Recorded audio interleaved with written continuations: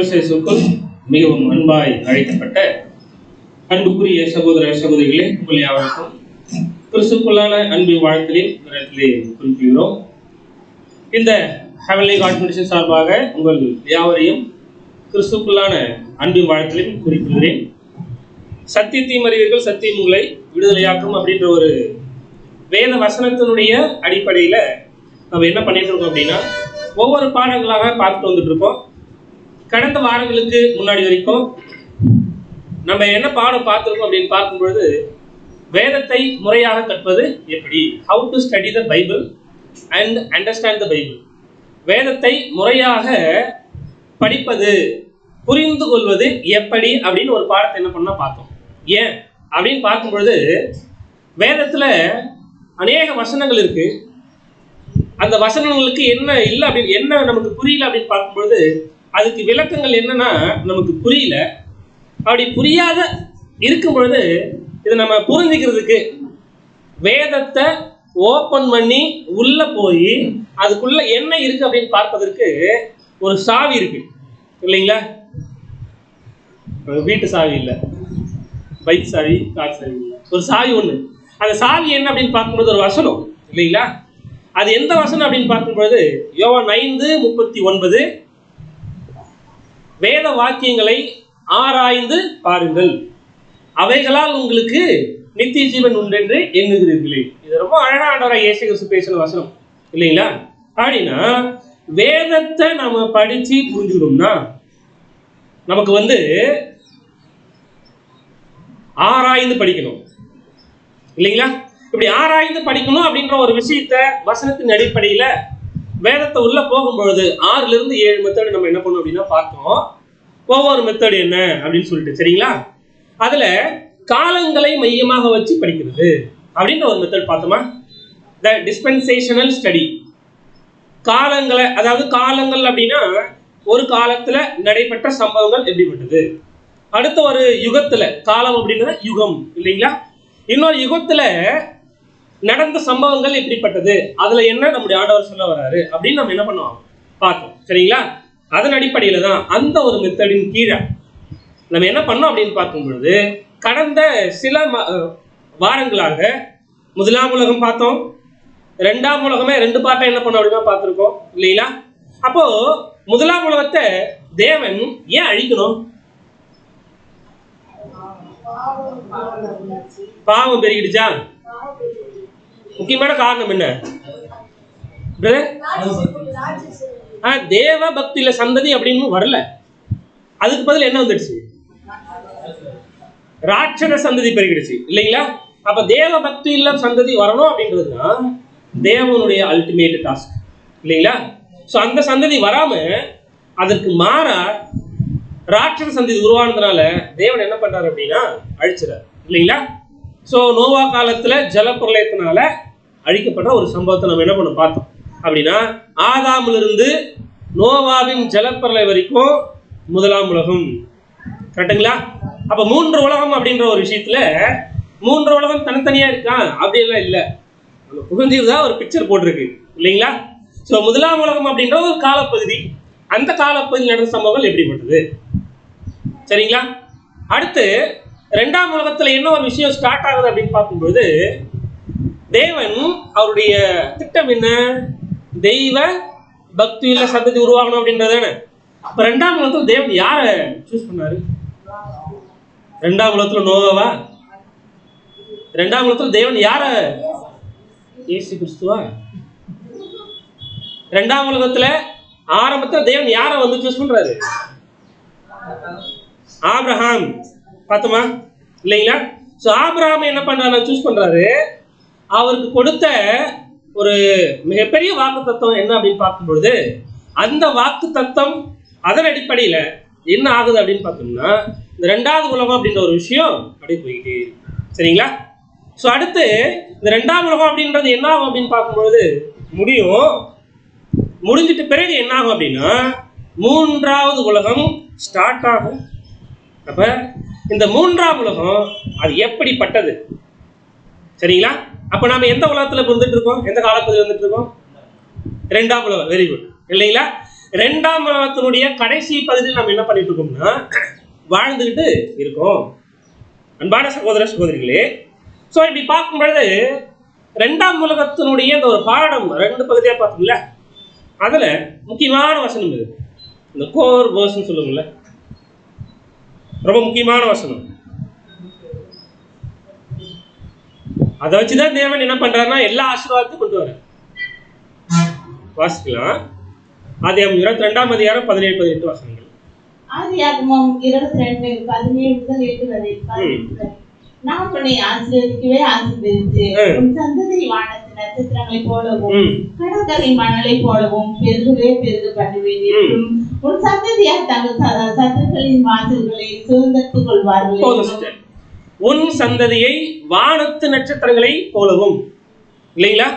அடுத்து கடற்கரை மணலை போலவும் பெருகவே பெருக பண்ணுவேன், இல்லைங்களா? ஸோ அப்போ தேவன் என்ன பண்றாரு அப்படின்னா ஆபிரகாமுடைய சந்ததியை வைத்து, அப்போ ஆபிரகாம கொடுத்த ஒரு ஆசீர்வாதம் இது அவருடைய சந்ததி கொடுத்த ஆசீர்வாதம். அழகான வசனம் பாருங்களேன், நான் உன் சந்ததியை ஆசீர்வதித்து அப்படின்னா ஆபிரகாமுடைய சந்ததியில வர்றவங்க என்ன பண்ணுவாங்க? ஆசீர்வாதத்தை என்ன பண்ணுவாங்கன்னா பெறுவாங்க, இல்லைங்களா? அப்போ ஆபிரகாம்ல வருகிற அந்த சந்ததி எப்படிப்பட்ட வகுப்பாரா இருக்காங்க அப்படின்னா 2 வகுப்பாரா இருக்காங்க. பார்த்தோமா? ஒரு வகுப்பார் எப்படிப்பட்டவர்கள்? வானத்து நட்சத்திரம் போல, இல்லைங்களா? இன்னொரு வகுப்பார் கடற்கரை மணலை போல இவர்களுக்கு ஆசீர்வாதம் கிடைக்கும். சரிங்களா? அது மட்டுமா? 18ஆம் வசனத்துல படிக்கும் பொழுது நீ என் சொல்லுக்கு கீழ்ப்படிந்தபடினால உன் சந்ததிக்குள்னா சகல ஜாதிகளும் ஆசீர்வதிக்கப்படும் என்றும் என் பேரில் ஆணையிட்டேன் என்று கர்த்தர் சொல்கிறார் என்றார். Okay sister. உன் சந்ததிக்குள் பூமியில் உள்ள சகல ஜாதிகள் ஆசீர்வதிக்கப்படும். உன் சந்ததிக்குள் அப்படின்னா என்ன அர்த்தம் அதுக்கு? என்ன அர்த்தம் அதுக்கு? வானத்து நட்சத்திரம் கடற்கரை மணல் அப்படின்ற ஒரு சந்ததியை வைத்து தேவன் நம்முடைய ஆண்டவர் இந்த பூமி எல்லாவற்றையும் என்ன பண்ண போறாரு? சகல ஜாதிகளையும். சரிங்களா? சகல ஜாதிகள் அப்படின்றது என்ன அப்படின்னு பார்க்கும் பொழுது நேஷன்ஸ், ஆங்கிலத்தில் அப்படிதான் இருக்கும், இங்கிலீஷ் வெர்ஷன், இல்லைங்களா? ஆல் நேஷன்ஸ், எல்லா நாடுகளையும், உலகத்தில் இருக்கிற எல்லா நாடுகளையும் என்ன பண்ண போறாரு அப்படின்னு பார்க்கும் பொழுது ஆசீர்வதிக்க போறாரு. கரெக்டுங்களா? அன்புக்குரிய சகோதர சகோதரிகளே, அப்படின்னா நாம இந்த ஒரு ஆபிரகாம் சந்ததிக்குள்ள வரமா இல்ல. ஆனா விசுவாசத்தின் அடிப்படையில எதுக்குள்ள இருக்கும் அப்படின்னு பார்க்கும்பொழுது ஆபிரகாம் சந்ததிக்குள்ளதான் நம்ம இருக்கோம் அப்படின்றத என்ன பண்றோம்? ஊர்ஜிதப்படுத்துறோம் அந்த வசனத்துல இருந்து. சரிங்களா? சோ அப்போ வானத்து நட்சத்திரமும் கடற்கரை மணல், சோ இவர்கள் தான் யார் அப்படின்னு பார்க்கும் பொழுது தேவ பக்தி இல்ல சந்ததி. சரிங்களா? இப்ப தேவ பக்தி இல்ல சந்ததி வச்சு என்ன பண்ண போறாரு தேவன்? ஆண்டவர் என்ன பண்ண போறாரு? கிறிஸ்து இயேசு பூமியில் உள்ள சகல ஜாதிகளையும் ஆசீர்வதிக்கணும். கரெக்டுங்களா? பூமியில் உள்ள சகல ஜாதிகளையும் ஆசீர்வதிக்க போறது யார் அப்படின்னு பார்த்தோம்னா வானத்து நட்சத்திரம் கடற்கரை மணல். கரெக்டுங்களா? அப்போ வானத்து நட்சத்திரம்னா என்ன? வானத்திற்குரிய அரசாட்சி, இல்லைங்களா? கடற்கரை மணல் அப்படின்னா பூமிக்குரிய அரசாட்சி. கரெக்டுங்களா? அப்ப நம்ம எந்த அரசாட்சி பண்ணணும், அதாவது எந்த அரசாட்சிக்குள்ள போறதுக்கு இல்ல எந்த ஆசீர்வாதத்துக்குள்ள போறது வந்திருக்கோம்? நாம வானத்து நட்சத்திரம், இல்லைங்களா? சோ வானத்து நட்சத்திரம் இந்த ஒரு செலக்ஷனுக்குள்ளதான் நம்ம என்ன பண்ண போறோம் அப்படின்னு பார்க்கும்போது போக போறோம். பூமிக்குரிய ஒரு விஷயங்கள் இல்ல. ஸோ அன்பான சகோதர சகோதரிகளே, ஸோ இப்போ வானத்து நட்சத்திரம் அப்படின்றது என்ன அப்படின்னு பார்க்கும்பொழுது ஸ்டார்ஸ் மேல பார்க்க முடியல, ஸ்டார் மாதிரி என்ன பண்ணுவாங்க? விண்ணுவாங்க, இல்லைங்களா? ஸோ இந்த வானத்து நட்சத்திரம் அப்படின்ற ஒரு விஷயம் என்ன அப்படின்னு பார்த்தோம்னா பரலோகம் போறதுக்கான ஒரு வாய்ப்பு. புரியுதுங்களா? ஏதோ நம்ம வித்தியாசமா யோசிக்க வேணாம். இப்ப பரலோகம் போறதுக்கான வாய்ப்பு யாருக்கு வந்திருக்கு அப்படின்னு பார்க்கும்பொழுது நமக்கு என்ன இருக்கு? வந்திருக்கு. அதுதான் வானத்து நட்சத்திரம், இல்லைங்களா? கடற்கரை மணல் அப்படின்றது அந்த ஒரு செலக்ஷன் முடிஞ்சிருச்சுங்களா? முடிஞ்சிருச்சு, இல்லைங்களா? ஸோ பழைய ஏற்பாட்டின் காலத்துல வாழ்ந்த நீதிமான்கள் அந்த ஒரு செலக்ஷன் முடிஞ்சிச்சு. ஸோ இந்த 2 வகுப்பாரை வச்சுதான் தேவன் என்ன பண்ண போறாரு அப்படின்னு பார்க்கும்போது பண்ணுது? ஆசீர்வதிக்கப்படுது. சரிங்களா? ஸோ இப்படிதான் ஆண்டவராக இயேசு கிறிஸ்து அவர் வாழ்ந்த காலகட்டத்தில் மூன்றாவது உலகத்தை குறித்து பேசியிருக்காரா? எங்கேயாவது பேசியிருக்காரா அப்படின்னு பார்த்தோம்னா வாசிக்கலாம் பாருங்க. மத்தேயு 19ஆம் அதிகாரம் 27 மற்றும் 28 வசனங்கள். மத்தேயு 19ஆம் அதிகாரம் 27 மற்றும் 28. அப்போது பேதுரு அவரை நோக்கி, இதோ நாங்கள் எல்லாவற்றையும் விட்டு உண்மை பின்பற்றினோமே, எங்களுக்கு என்ன கிடைக்கும் என்றான்.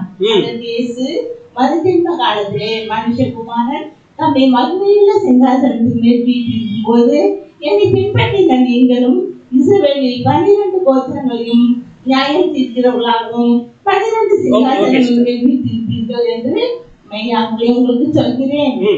பேதுரு அவரை நோக்கி, நான் எல்லாத்தையும் விட்டு வந்தோமே, நீங்க எனக்கு கொடுப்பீங்க? இயேசு ரொம்ப அழகா பதில் சொல்றார்.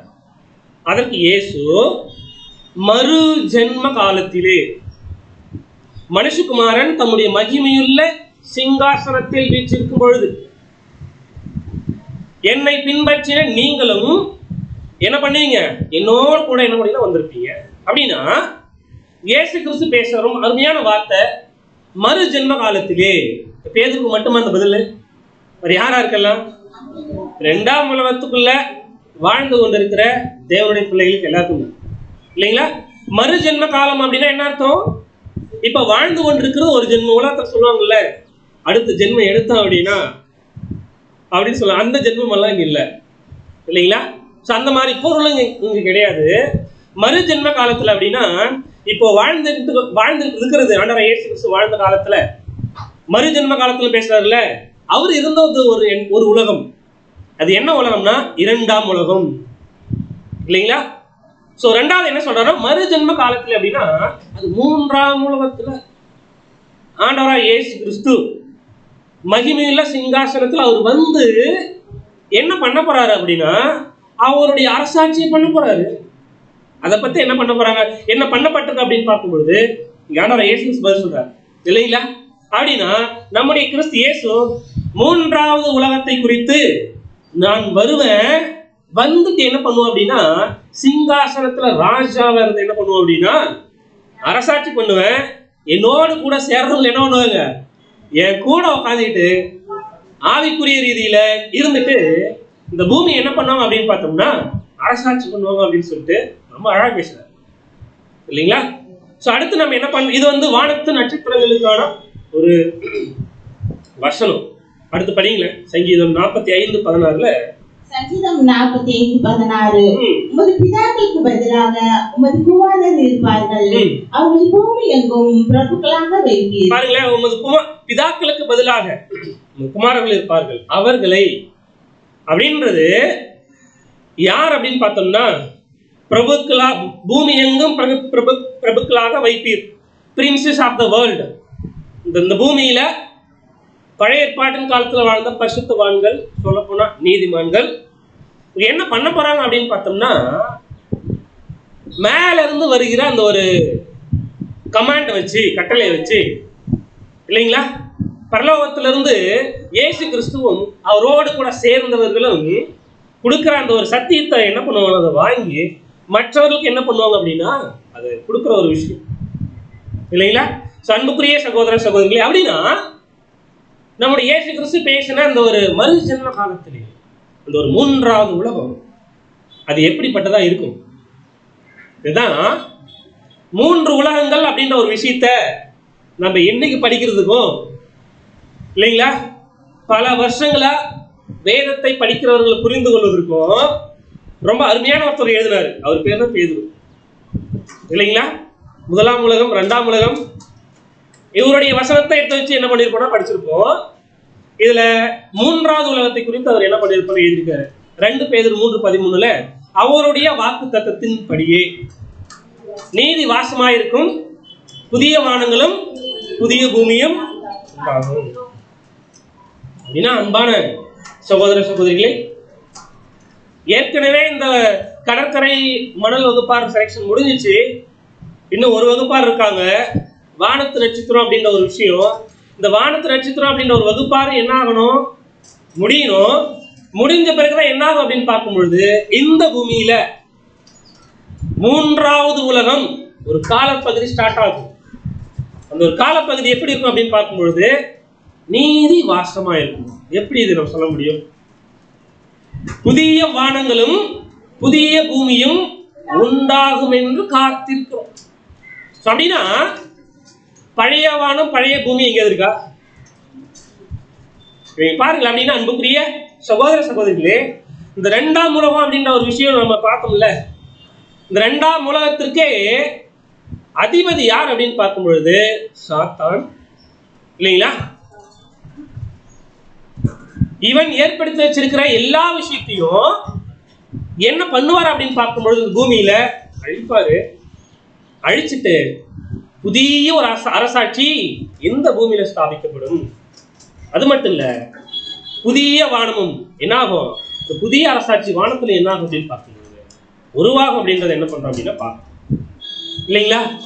இப்ப இருக்கிற பூமியில நீதி இருக்குங்களா எங்கேயாவது? யாராவது சொல்லுங்க பிரதர். இங்க இருக்கு திருக்கோயிலூர்ல மட்டும் இங்க நீதி இருக்கு பிரதர். ஒரு ஓரத்துல எங்க சொல்லுங்க, எங்கேயுமே இல்லைங்களா?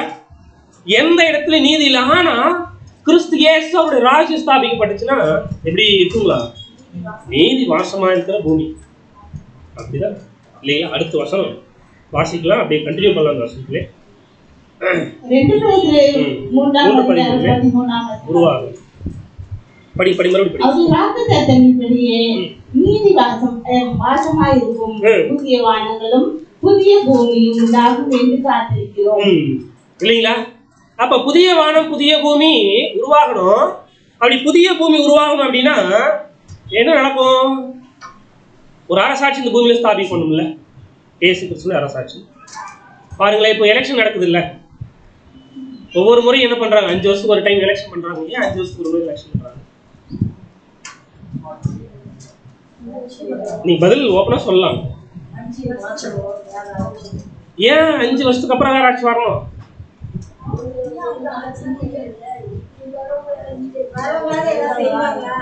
வர்றவங்களா இதை செய்வாங்களா?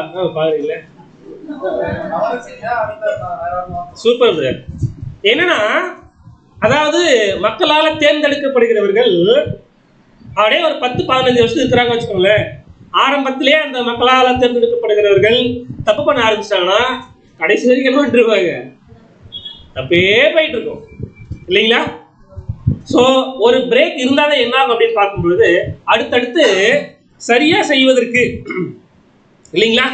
அப்போ ஏன் இந்த 5 வருடங்களுக்கு ஒரு முறை அப்படின்னா நிறைய தவறுகள் நடக்கும்ல, அதை சரி பண்றதுக்கு தான், வேற ஒன்றும் இல்லை. கரெக்டுங்களா?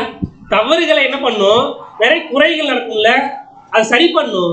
ஆனா பூமியில் இருக்கிற இந்த அரசாட்சி நடந்துட்டு இருக்கல 2ஆம் உலகத்துல, இதெல்லாம் என்ன ஆகாது. 5 வருஷத்துக்கு இருந்தாலும் சரி, 2 வருஷத்துக்கு இருந்தாலும் சரி, அதெல்லாம் சரி ஆகாது. கரெக்டுங்களா? அப்படின்னா இந்த குறைகள் நிவர்த்தி செய்யப்படணும். என்னென்ன குறைகள்?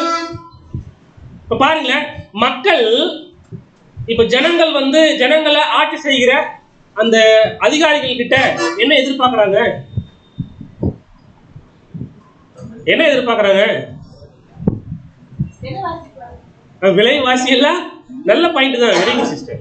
விலைவாசி எல்லாம் குறையணும் அப்படின்னு, ரைட். அப்புறம் வேலை வாய்ப்புகள் கிடைக்கணும், வெரி குட். அருமையான திட்டங்கள், மக்களுக்கு எங்களுக்கு தேவையான திட்டங்கள் என்ன பண்ணோம், கொண்டு வரணும்னு எதிர்பார்க்கறாங்கல்ல. கரெக்டுங்களா? எல்லாம் இலவசமா என்ன பண்ணோம் எல்லாருக்கும், right right right sister. So இப்படி இருக்கும் பொழுது மக்கள் எதிர்பார்க்கிற அந்த ஒரு அருமையான ஒரு அரசாட்சி இந்த பூமியில இல்லை, இல்லைங்களா? நிறைய பிரச்சனைகள்லாம் என்ன ஆயிட்டு இருக்கு அப்படின்னு பார்த்தோம்னா இந்த 2ஆம் உலகத்துல போயிட்டு இருக்கு. கரெக்டுங்களா? நம்ம நினைக்கிறோம் நிறைய இடங்கள்ல சாப்பாடு இல்லை. இந்த 2ஆம் உலகத்தினுடைய வாழ்ந்துட்டு இருக்கிற ஜனங்கள் மத்தியில சாப்பாடு இல்லை. பாருங்களேன், இப்போ நமக்கு சாப்பாடு இல்லையா? ஆண்டவர் கொடுத்துருக்காரு, சாப்பாடு இருக்கு, சாப்பிட்றோம். ஆனா நமக்கு தெரியல இப்படிப்பட்ட விஷயங்கள். இந்த பூமியில ஒரு சாராருக்கு சாப்பாடு இல்லை, தண்ணி இல்லாம இந்த மாதிரி நிலத்துல இருக்கிற இந்த கலர்ல இருக்கிற இந்த ஒரு தண்ணீரை எப்படி குடிக்க முடியும்? அப்ப அவங்க என்ன எதிர்பார்ப்பாங்க? எனக்கு நல்ல தண்ணி வேணும்.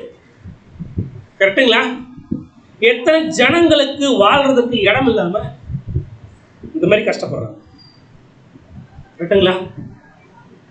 அடுத்து சில நாடுகள்ல சோமாலியா அந்த மாதிரி எல்லாம் சில பிளேஸ்ல எடுத்துக்கிட்டோம்னா பஞ்சம் ரொம்ப அதிகம் இன்னும் தான். அதாவது அவங்களுக்கு சாப்பிட்றதுக்கு யாராவது ஒரு டொனேஷன்ல ஏதாவது ஒரு ஃபுட்டு பிரெட் ஏதாவது எடுத்து போறாங்க வச்சுக்கோங்களேன், கையில எடுத்து போய் கொடுக்குறப்பே 10 பேர் அதை பிச்சு எடுத்துருவாங்க. கையில பிரெட் இருக்காது, கிடைக்காது, அதுல ஒரு பீஸ் கிடைக்கிறதே கஷ்டம் இல்லைங்களா? ஸோ அந்த மாதிரி பஞ்சம், அந்த மாதிரி சாப்பாடு இல்லாததுனால நீ எடுத்துக்கிட்டியா அப்படின்னு சொல்லிட்டு தன்னுடைய இனத்தானியே இன்னொரு இனம், அந்த இனத்தான் பல்லால் கடிச்சு சண்டை போடுறது, கடிக்கிறது, இதெல்லாம் இந்த பூமியில இருந்துட்டு இருக்குல்ல இல்லைங்களா? அப்படின்னா மக்கள் என்ன எதிர்பார்க்கறாங்க? இது சரியான சாப்பாடு இல்லை, ஆமாவா இல்லைங்களா? அடுத்து ஒரு சைடு பார்த்தோம் அப்படின்னா சில பிள்ளைகளுக்கு வசதி படைத்தவருடைய பிள்ளைகள் கேம் விளையாடி விளையாடி போர் அடிச்சிச்சுன்னு சொல்லுவாங்க. எனக்கு இந்த கேம் விளையாட ரொம்ப நாள் விளையாட்டேன், போர் அடிக்குது, எனக்கு என்ன கொடுங்க வேற ஒரு கேம். அப்பா என்ன பண்ணுவாங்க? வாங்கி கொடுக்குறதா ரெடியா இருப்பாங்க இல்லைங்களா? ஒரு சாரார் பார்த்துக்கோங்களேன், எந்த ஆப்ஷனும் உங்களுக்கு கிடையாது, விளையாடுறதுக்கு ஒண்ணும் இல்லை. இந்த பிக்சரை பாருங்க, இந்த பிக்சரை பார்த்தா பரிதாபமா இருக்கு. இது ஒரு சாதாரண பிக்சர் இல்லை இல்லைங்களா? தன்னுடைய அப்பா மரிச்சு போய் இருந்த எலும்பு கூடுடைய மண்டை ஓடு, விளையாடுறது ஒண்ணும் இல்லைன்னா அங்க போயிட்டு இந்த பிள்ளை என்ன பண்ணுது அப்படின்னா அந்த எலும்பு கூடு அந்த மண்டையோட எடுத்து வச்சுக்கிட்டு அழுதுட்டு இருக்கிற ஒரு காட்சி பாருங்க இல்லைங்களா? சமுதாயத்துல ஒரு சைடு பார்த்தோம்னா ஏற்றத்தாழ்வுகள் அதிகமா இருக்கு, ரொம்ப வசதி படைத்தல் இருக்காங்க, அந்த ஒரு விஷயம் இந்த ஒரு விஷயம் அப்படின்னு சொல்லிட்டு இல்லைங்களா? அடுத்து ஒரு சைடு பார்த்தோம்னா நிறைய சாப்பாடு, என்ன உணவு என்ன பண்றாங்க, பிள்ளைங்க சாப்பிட்டு இருக்காங்க, சிலருக்கு சாப்பாடு இல்லை. கரெக்டுங்களா?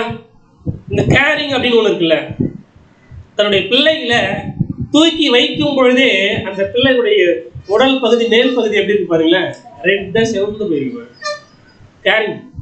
ஆனா ஒரு சைடு பார்த்தோம்னா அதன் குழந்தைய தூக்கிட்டு போறது கூட அப்பா இல்லை அம்மா இல்லை, இந்த குழந்தையுடைய அண்ணனோ தங்கி அக்காவோ அந்த குழந்தைய தூக்கிட்டு அவங்களுக்கு எந்த ஒரு விஷயமும் இல்லை. அடுத்து பொருளாதார அடிப்படையில் வந்துட்டோம்னா ஏழை மற்றும் பணக்காரன் இல்லைங்களா? எங்க இல்லை, எந்த நாட்டில் இல்லை இந்த ஒரு விஷயம். கரெக்டுங்களா? ஏழை ஏதோ இந்த பூமியில உலகத்துல கஷ்டப்பட்டு போய் சம்பாரிச்சு கொஞ்சமா அந்த வருமானத்தை ஈட்டி வச்சா அதை பணக்காரன் என்ன பண்ணுவான்? என்னதான் வருமானத்தை ஈட்டு பின்னாடி வச்சு நான் என்ன பண்ணுவேன், அது போட்டு எடுத்துக்கிறது இல்லைங்களா? அது மட்டும் இல்லாம ஒவ்வொரு நாடுகளுக்கும் பிரச்சனை, நல்ல ஆங்கி தேவைப்படுது. எந்த நாட்டுக்கு எந்த நாட்டுக்கு பிரச்சனை இல்லை இல்லைங்களா? அநேக நாடுகளுக்கு என்ன இருக்கு அப்படின்னு பார்க்கும் பொழுது பிரச்சனை இருக்கு.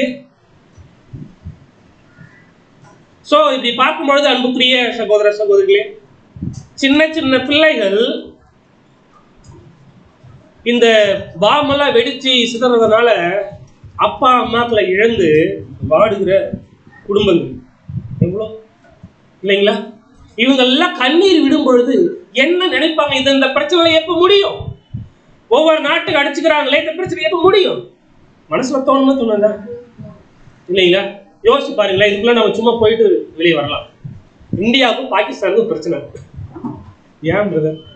ஏதோ ஒரு காரணம் இமேஜினேஷன் பண்ணிக்கோ இல்லைங்களா? பிரச்சனை போயிட்டு இருக்கு, சாப்பாடு கிடைக்குமா நமக்கு சரியா? ஒரு இட்லி இன்னைக்கு 10 ரூபான்னு வச்சுக்குவோம். அப்படி ஒரு போர் போகும்பொழுது இந்த கவர்மெண்ட் என்ன பண்ணும் அப்படின்னா எல்லா பணத்தையும் அங்கதான் பயன்படுத்தும். ஒரு இட்லியோடைய விலை 50 ரூபாய் இருக்கும், சாப்பிட முடியுமா? அப்ப நம்மளுடைய மனசு என்ன தோணும்னா, ஏன் இந்த பிரச்சனை ஒவ்வொரு நாட்டுகளுக்கும் பிரச்சனை இல்லாம இருக்கலாமே அப்படின்னு தோணும்ல இல்லைங்களா? ரைட், இதெல்லாம் மனுஷனுடைய எண்ணங்கள், இதை அப்படியே மனசுல வச்சுட்டே வாங்க. அடுத்து குடும்பத்துல நிறைய வன்முறைகள், அடுத்து பாலியல் வன்முறைகள் இல்லைங்களா? பாலியல் வன்முறைகள் அப்படின்றது இப்போ ஏகப்பட்ட பிரச்சனை நிறைய நாடுகள் மத்தியில் போயிட்டு இருக்கு இல்லைங்களா? ஸோ அடுத்து பார்த்தோம் அப்படின்னா பாராளுமன்றத்தில் ஏகப்பட்ட பிரச்சனை. நாடுகளை ஆட்சி பண்ணி மக்களுக்கு என்ன தேவையாக கொடுக்கணும் அப்படின்னு இருக்கிறவர்கள் தான் அங்கே மக்களால் தேர்ந்தெடுக்கப்படுவர்கள். அங்கேயும் என்ன இருக்கு அப்படின்னு பார்க்கும்பொழுது உள்ளுக்குள்ள பிரச்சனை அப்படின்னா மக்களை எப்படி இவங்க சரி பண்ணுவாங்க, மக்களுக்கு தேவையானது எப்படி பண்ண முடியும் இல்லைங்களா? ஸோ அடுத்து சுனாமி அப்படின்னு ஒரு பேரை நம்ம கேட்டிருக்க மாட்டோம். இது வந்து இயற்கையின் சீற்றத்தால உருவாகிற ஒன்று. சுனாமி அப்படின்ற ஒரு விஷயம் வந்ததுனால எவ்வளவு பாதிப்புகள் நமக்கு இங்க இந்தியாவில் இல்லைங்களா? ஜப்பான்ல தான் அந்த ஒரு விஷயத்த முதல்ல சுனாமி அப்படின்ற ஒரு பேரு, ஓகேங்களா? அந்த நாட்டில இருந்து வந்த அந்த லாங்குவேஜ் இருந்து வந்த ஒரு வார்த்தை தான். ஒரு டைம் வந்து சுனாமி ஜப்பான்ல வந்திருக்கப்போ ஜப்பான் 100 வருஷத்துக்கு அப்புறம் தான் இந்த ஒரு பிரச்சனையில இருந்து, பொருளாதாரத்துல இருந்து, இந்த சுனாமியால ஏற்பட்ட பொருளாதார வீழ்ச்சியிலிருந்து மேல வரணும்னா 100 வருஷம் ஆகும் அப்படின்னாங்க. சொல்றது ஒரு 15 வருஷத்துக்கு முன்னாடி இல்லைங்களா?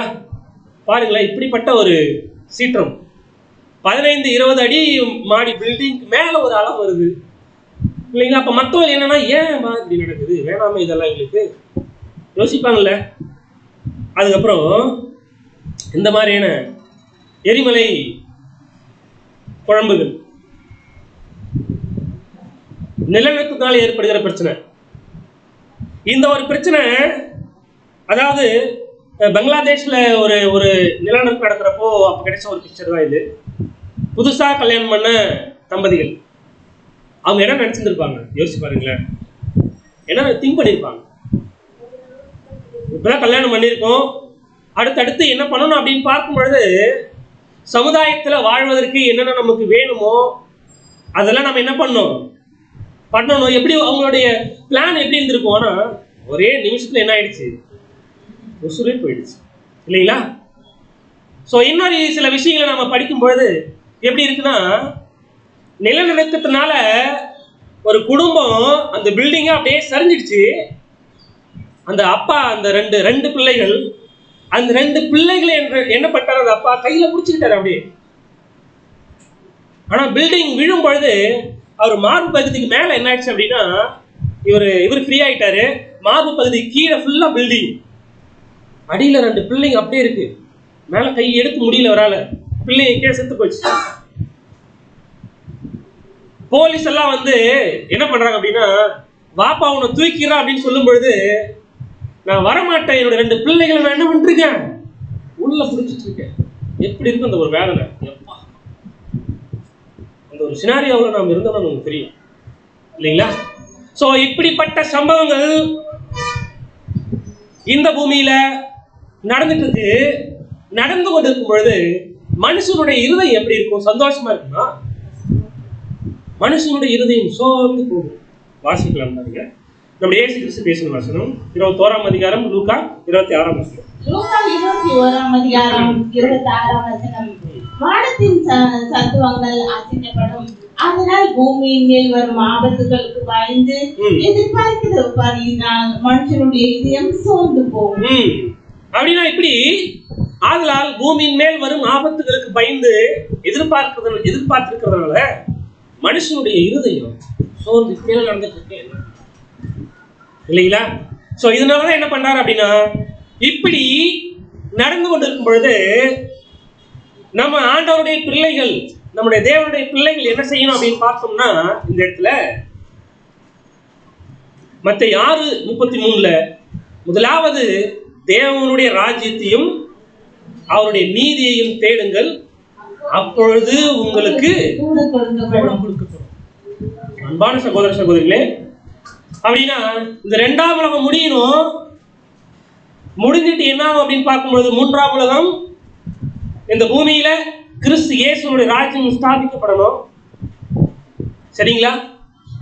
சோ அப்படி ஸ்தாபிக்கப்படுறதுக்கு நாம இப்ப என்ன செய்யணும் அப்படின்னு பார்த்தோம்னா, தேவனுடைய ராஜ்யத்தையும், அது என்ன தேவனுடைய ராஜ்யம், இந்த பூமியில தேவனுடைய ராஜ்யம் வந்துச்சு அப்படின்னா அது எப்படி இருக்கும், அதான் முதல்ல தேடணும்.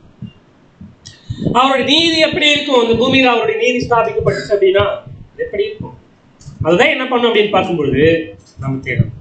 அன்புக்குரியவர்களே, ஸோ அப்படி பார்க்கும்பொழுது நம்முடைய ஆண்டவராய் இயேசு கிறிஸ்து மத்தேயு 24ஆம் அதிகாரத்துல என்ன பண்றாரு அப்படின்னா, நிறைய விஷயங்களை ப்ராஃபட்டிக்கலா என்ன பண்றாரு அப்படின்னு பார்க்கும்போது பேசுறாங்க. அதுல 3வது வசனம் வாசிக்கலாம். பின்பு மத்தேயு 24:3 வசனம். பின்பு அவர் ஒலிவ மலையின் மேல் உட்கார்ந்திருக்கையில் சீஷர்கள் அவருக்கு தனித்து வந்து, இவைகள் எப்போது சம்பவிக்கும்? இவைகள் எப்பொழுது சம்பவிக்கும்? வருகைக்கும் உலகத்தின் முடிவுக்கும் அடையாளம் என்ன?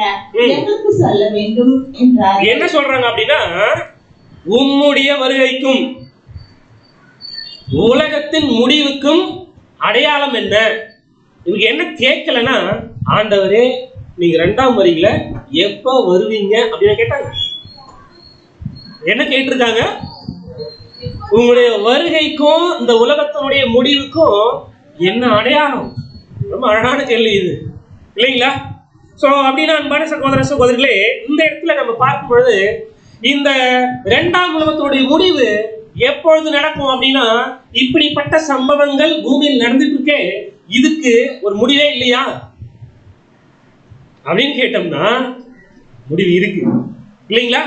சோ அது முடியறதுக்கு முன்னாடி, அது இந்த 2ஆம் உலகம் முடிஞ்ச பிறகு ரொம்ப கிளியரா 3ஆம் உலகம் கிறிஸ்து இயேசுவுடைய ராஜ்யம் இந்த பூமியில ஸ்தாபிக்கப்படும். அதுதான் புதிய ஒரு அரசாட்சி, புதிய பூமி, இல்லைங்களா?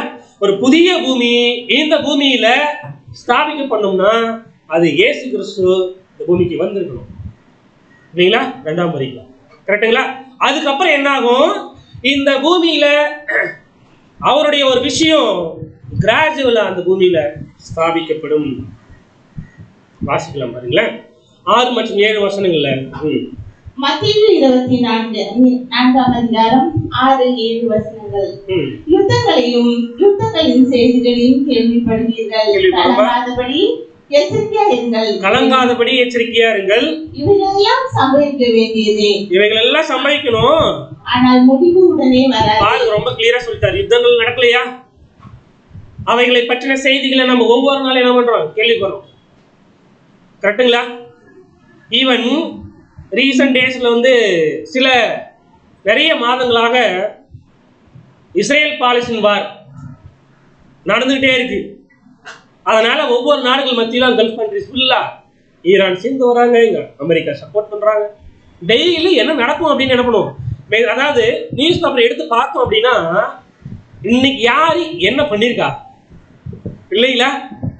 யார் எங்க கொண்டு போட்டிருக்காங்க, இந்த பிரச்சனை என்ன நமக்கு காதுக்குள்ள, இல்லை நம்ம படிக்கிற ஒரு விஷயங்கள், இல்லை யாராவது சொல்லி கேட்கிற விஷயங்கள், இவைகள் எல்லாம் கேட்டுட்டு இருந்தாலும் சரி, நடந்துட்டு இருந்தாலும் சரி, முடிவு என்ன ஆகாது? உடனே வராது. 7ஆம் வசனம். ஜனத்துக்கு விரோதமாய் ஜனமும் ராஜ்யத்துக்கு விரோதமாய் ராஜ்யமும் எழும்பும். பஞ்சங்களும் கொள்ளை நோய்களும் பூமி அதிர்ச்சிகளும் பல இடங்களில் உண்டாகும். இதெல்லாம் நடக்கும், ஆனாலும் முடிவு உடனே வராது, இல்லைங்களா? ஜனத்துக்கு விரோதமாய் ஜனம், ராஜ்யத்துக்கு விரோதமாய் ராஜ்யமும் எழும்பும். சோ ஜனத்துக்கு விரோதமா ஜனம் எழுந்து என்ன பண்ணுவோம் அப்படின்னா பிரச்சனை பண்ற ஒரு விஷயம் இருக்கு. ராஜ்யத்துக்கு விரோதமா என்ன பண்ணுவாங்கன்னா ராஜ்யம் விரோதமா ஒவ்வொரு நாடு அடிச்சுக்கிறது, இல்லைங்களா? சோ இப்படி என்ன ஆகுது அப்படின்னு பார்க்கும்போது பிரச்சனை நடந்துட்டு இருக்கும், ஆனாலும் என்ன ஆகாது அப்படின்னு பார்க்கும்போது பஞ்சம்னு ஒன்று வந்துருச்சு அப்படின்னா ரொம்ப கஷ்டம். பல வருடங்களுக்கு முன்னாடி பஞ்சம் வந்துச்சு, இல்லைங்களா? பல வருடங்களுக்கு முன்னாடி நம்ம கேள்விப்பட்ட விஷயங்கள் தான், நம்ம பார்த்ததில்லை. அந்த சைடு தஞ்சாவூர் சைடு இருக்கிறவங்க எல்லாம் வெறும் அந்த புல்லு சாப்பிட்டாங்க அப்படின்ற ஒரு இன்ஃபர்மேஷன், புல்லு இருக்குல்ல அது சாப்பிட்டாங்க அப்படின்ற ஒரு இன்ஃபர்மேஷன் நியூஸ் பேப்பர்ல படிச்சுட்டு நிறைய பேர் நம்ம சொல்லியிருக்காங்க, கேட்டிருக்கோம். அது அந்த ஒரு விஷயத்துக்குள்ள நாம போனோம்னு அப்படின்னு கொள்ளை நோயை பற்றி நம்ம சொல்லவே தேவையில்லை, இல்லைங்களா? COVID-19 2019 அதாவது கண்டிப்பா லாக்டவுன் என்ன ஆகும் அப்படின்னா ஒவ்வொரு நாடும் போட்டு வராங்க, நம்ம இந்தியாவில் வராது அப்படின்னு சொல்லி சிரிச்சவர்கள் நிறைய பேர், இல்லைங்களா? அவங்களே கூட என்ன ஆயிருக்கலாம் அப்படின்னு பார்க்கும்பொழுது இதுல மாண்டு போயிருக்கலாம். கொள்ளை நோய்கள் வித்தியாசமான நோய்கள் கொரோனா வைரஸ் மட்டும்தானா? அது எத்தனை முறை என்ன ஆயிட்டு அப்படின்னு பார்க்கும்போது வேற ரூபத்துல வந்துட்டு இருக்கு அப்படின்னு நம்ம நியூஸ் கேள்விப்பட்டு இருக்கோம் இல்லைங்களா? பூமி அதிர்ச்சிகள் ஒவ்வொரு நாட்டிலும் என்ன ஆகுது அப்படின்னு பார்க்கும்போது பூமி அதிர்ச்சிகள் இருக்கு. இவைகள் எல்லாம் வேதனைகளுக்கு ஆரம்பம். ஆனால் முடிவு உடனே வராது. சரிங்க, எப்ப முடிவு வரும் அப்படின்னு கேள்வி கேட்டா நம்ம என்ன பதில் சொல்லுவோம்? இயேசு கிறிஸ்து தான் நம்ம போய் கேட்கணும், வேற எங்கேயும் கிடையாது. வாசிக்கலாம் மத்தேயு 24:14. மத்தேயு 24:14 ராஜ்யத்தினுடைய இந்த சுவிசேஷம் எந்த சுவிசேஷம்? ராஜ்யத்தினுடைய இந்த சுவிசேஷம். நல்லா புரிஞ்சுக்கலாம். பூலோகம் எங்கும் உள்ள சகல ஜாதிகளுக்கும் சாட்சியாக பிரசங்கிக்கப்படும், அப்போது முடிவு வரும். அப்படின்னா ராஜ்யத்தினுடைய இந்த சுவிசேஷம் பூலோகம் எங்கும் உள்ள சகல ஜாதிகளுக்கு என்னாகும்? சாட்சியாக பிரசங்கிக்கப்படும். அப்பொழுது இந்த இரண்டாம் உலகத்திற்கு முடிவு வரும். அப்படின்னா முடிவு வராது. நீங்க சொல்லுங்க பாப்போம், இல்லைங்களா? அப்படின்னா ராஜ்யத்தினுடைய இந்த சுவிசேஷம், அப்படியே எந்த ராஜ்யத்தினுடைய சுவிசேஷம்? இந்த மூன்றாம் உலகம் எப்படி இருக்கும்? கிறிஸ்து இயேசு அவர் வந்து ராஜரீகம் பண்ணா அவருடைய அரசாட்சி இந்த பூமியில் இருக்கும் பொழுது ஜனங்கள் எல்லாம் எப்படிப்பட்டவங்க இருப்பாங்க, எப்படிப்பட்ட நன்மையில் அவங்க வாழ்ந்துட்டு இருப்பாங்க அப்படின்ற ஒரு சுவிசேஷம் இல்லைங்களா? அதுதான் சுவிசேஷம், காஸ்பல் சொல்லுவோம்ல, நல்ல செய்தி. இந்த ராஜ்யத்தினுடைய நல்ல செய்தி பூலோகம் எங்கும் உள்ள சகல ஜாதிகளுக்கு என்ன ஆகணும்? பிரசங்கிக்கப்படணும் அப்படின்னு சொல்லப்பட்டிருக்க வசனம் இல்லைங்களா? அப்படின்னு அந்த இடத்துல நம்ம நல்லா புரிஞ்சுக்கலாம். இங்க எல்லாருக்கும் ஒவ்வொருத்தருக்கும் பூலோகத்தில் இருக்கிற பூமியில் இருக்கிற ஒவ்வொருத்தருக்கும் உட்கார வச்சு இந்த ராஜ்ய சுவிசேஷம் சொல்லி கொடுப்பாங்களா? அப்படி இல்லை. அப்படி அர்த்தத்துல இங்க எழுதப்படலை இல்லைங்களா? எப்படின்னா சகல ஜாதிகளுக்கும் இந்த ஒரு சுவிசேஷம் சாட்சியாக அங்கே இங்கு என்ன பண்ணப்படும்? சொல்லப்படும். அப்படிதான் இங்க வந்திருக்கிறா, இங்க வந்திருக்கு இல்லைங்களா? சோ இந்த ராஜ்யத்தினுடைய சுவிசேஷம் சொல்லப்படும். அதுக்கப்புறம் என்ன வரும் அப்படின்னு பார்க்கும்பொழுது முடிவு வரும் இல்லைங்களா? சோ அதுதான் இயேசு கிறிஸ்து பேசின அவர் சொன்ன ஒரு விஷயம். உங்களுடைய ராஜ்யம் பிரேயர் பண்ண சொல்ல கொடுத்தாரு, உங்களுடைய ராஜ்யம் வருவதாக இல்லைங்களா? இந்த ராஜ்யத்தினுடைய நல்ல செய்தி என்ன? அதாவது இப்ப இருக்கிற ஜனங்கள், அதாவது அரசியல்வாதிகள் எல்லாம் என்ன பண்றாங்க அப்படின்னு பார்த்தோம்னா, ஒருவேளை அடுத்த ஆட்சியில நான் வந்துட்டேன் அப்படின்னா உங்களுக்கு என்ன பண்ணுவேன்? பென்ஷன் 2000 ரூபாய் இருந்தா 1000 எக்ஸ்ட்ரா இல்லைங்களா? அடுத்து வீட்டு ஒரு குடும்பத்துல ஒருத்தருக்கு அரசாங்கம், நீங்க சொன்னதான் சொல்றேன், நானும் எதுவும் சொல்லல இல்லைங்களா? ஒரு வேலை வாய்ப்பு, அரசாங்க ஊதியம், வீடு கட்டி தருவேன், வண்டி வாங்கி தருவேன் இல்லைங்களா? இதெல்லாம் இப்போ எலெக்ஷன்ல வாக்குறுதிகளை என்ன பண்ணிட்டு இருக்காங்க? சொல்லிட்டு இருக்காங்க. அப்படின்னா நம்முடைய ஆண்டவர் இயேசு கிறிஸ்துவுடைய அந்த ராஜ்யம் இந்த பூமிக்கு வருதுன்னா அவருடைய வாக்குறுதிகள் என்னென்னலாம் இருக்கும்? அதாவது பாடத்துடைய மெயின் பாயிண்ட்ஸ். சரிங்களா? அன்புக்குரிய சகோதர சகோதரிகளே, என்ன ஒரு முக்கியமான ஒரு விஷயம் அப்படின்னா, இந்த ஜனங்கள் மத்தியிலிருந்து யாராலையும் எடுக்க முடியாத ஒரு விஷயம் அவங்களுக்குள்ள ஒன்று இருக்கு. அது கண்டிப்பா அவங்க வாழ்க்கையில் நடக்கும். புரியுதுங்களா? அந்த ஒரு விஷயத்த இயேசு கிறிஸ்து என்ன பண்ணுவார் அப்படின்னா சரி பண்ணுவார். இந்த பிரச்சனை யாராலையும் சரி பண்ண முடியாது. இந்த பூமியில என்ன பிரச்சனை தெரியுங்களா? மரணம். மரணம், அதாவது பாவம், பாவத்தினால சாபம், அதுக்கப்புறம் மரணம். இந்த மரணம் அப்படின்ற ஒரு விஷயத்த யாராலும் சரி பண்ண முடியுமா? சரி பண்ண முடியாது இல்லைங்களா? சோ அன்புக்குரிய சகோதர சகோதரிகளே, அப்படின்னா ஒரு டவுட் நமக்கு, இது என்ன புதுசா இருக்கு? அப்போ ராஜ்யம் அப்படின்றது என்ன? அந்த ஒரு மூன்றாம் உலகம் அப்படின்றது என்ன? அப்போ அங்க மரணம் இருக்காதா அப்படின்னு கேள்வி கேட்டோம்னா, எப்படிப்பட்டதா அந்த ராஜ்யம் இருக்குன்றத போக போக என்ன பண்ணுவோம்? பார்த்து முடிக்கலாம், நமக்கு கிளியரா புரியும் இல்லைங்களா? அன்புக்குரிய சகோதர சகோதரிகள், அப்படின்னா ஆதாம்ல இருந்து இன்னைக்கு வரைக்கும் எவ்வளவு ஜனங்கள் மரிச்சிட்டு இருக்காங்க. அவங்க எல்லாம் உயிர் தெரிந்து வருவாங்களா? அப்போ ஒரு கேள்வி வருது இல்ல? கரெக்டுங்களா? ஆதாம்ல இருந்து இன்றைய நாள் வரைக்கும், இந்த ஒரு செகண்ட் வரைக்கும் எத்தனை ஜனங்கள், எத்தனை பிள்ளைகள் மரிச்சிட்டு இருக்காங்க. அவங்க எல்லாம் வருவாங்களா மறுபடியும் உயிரிழந்து?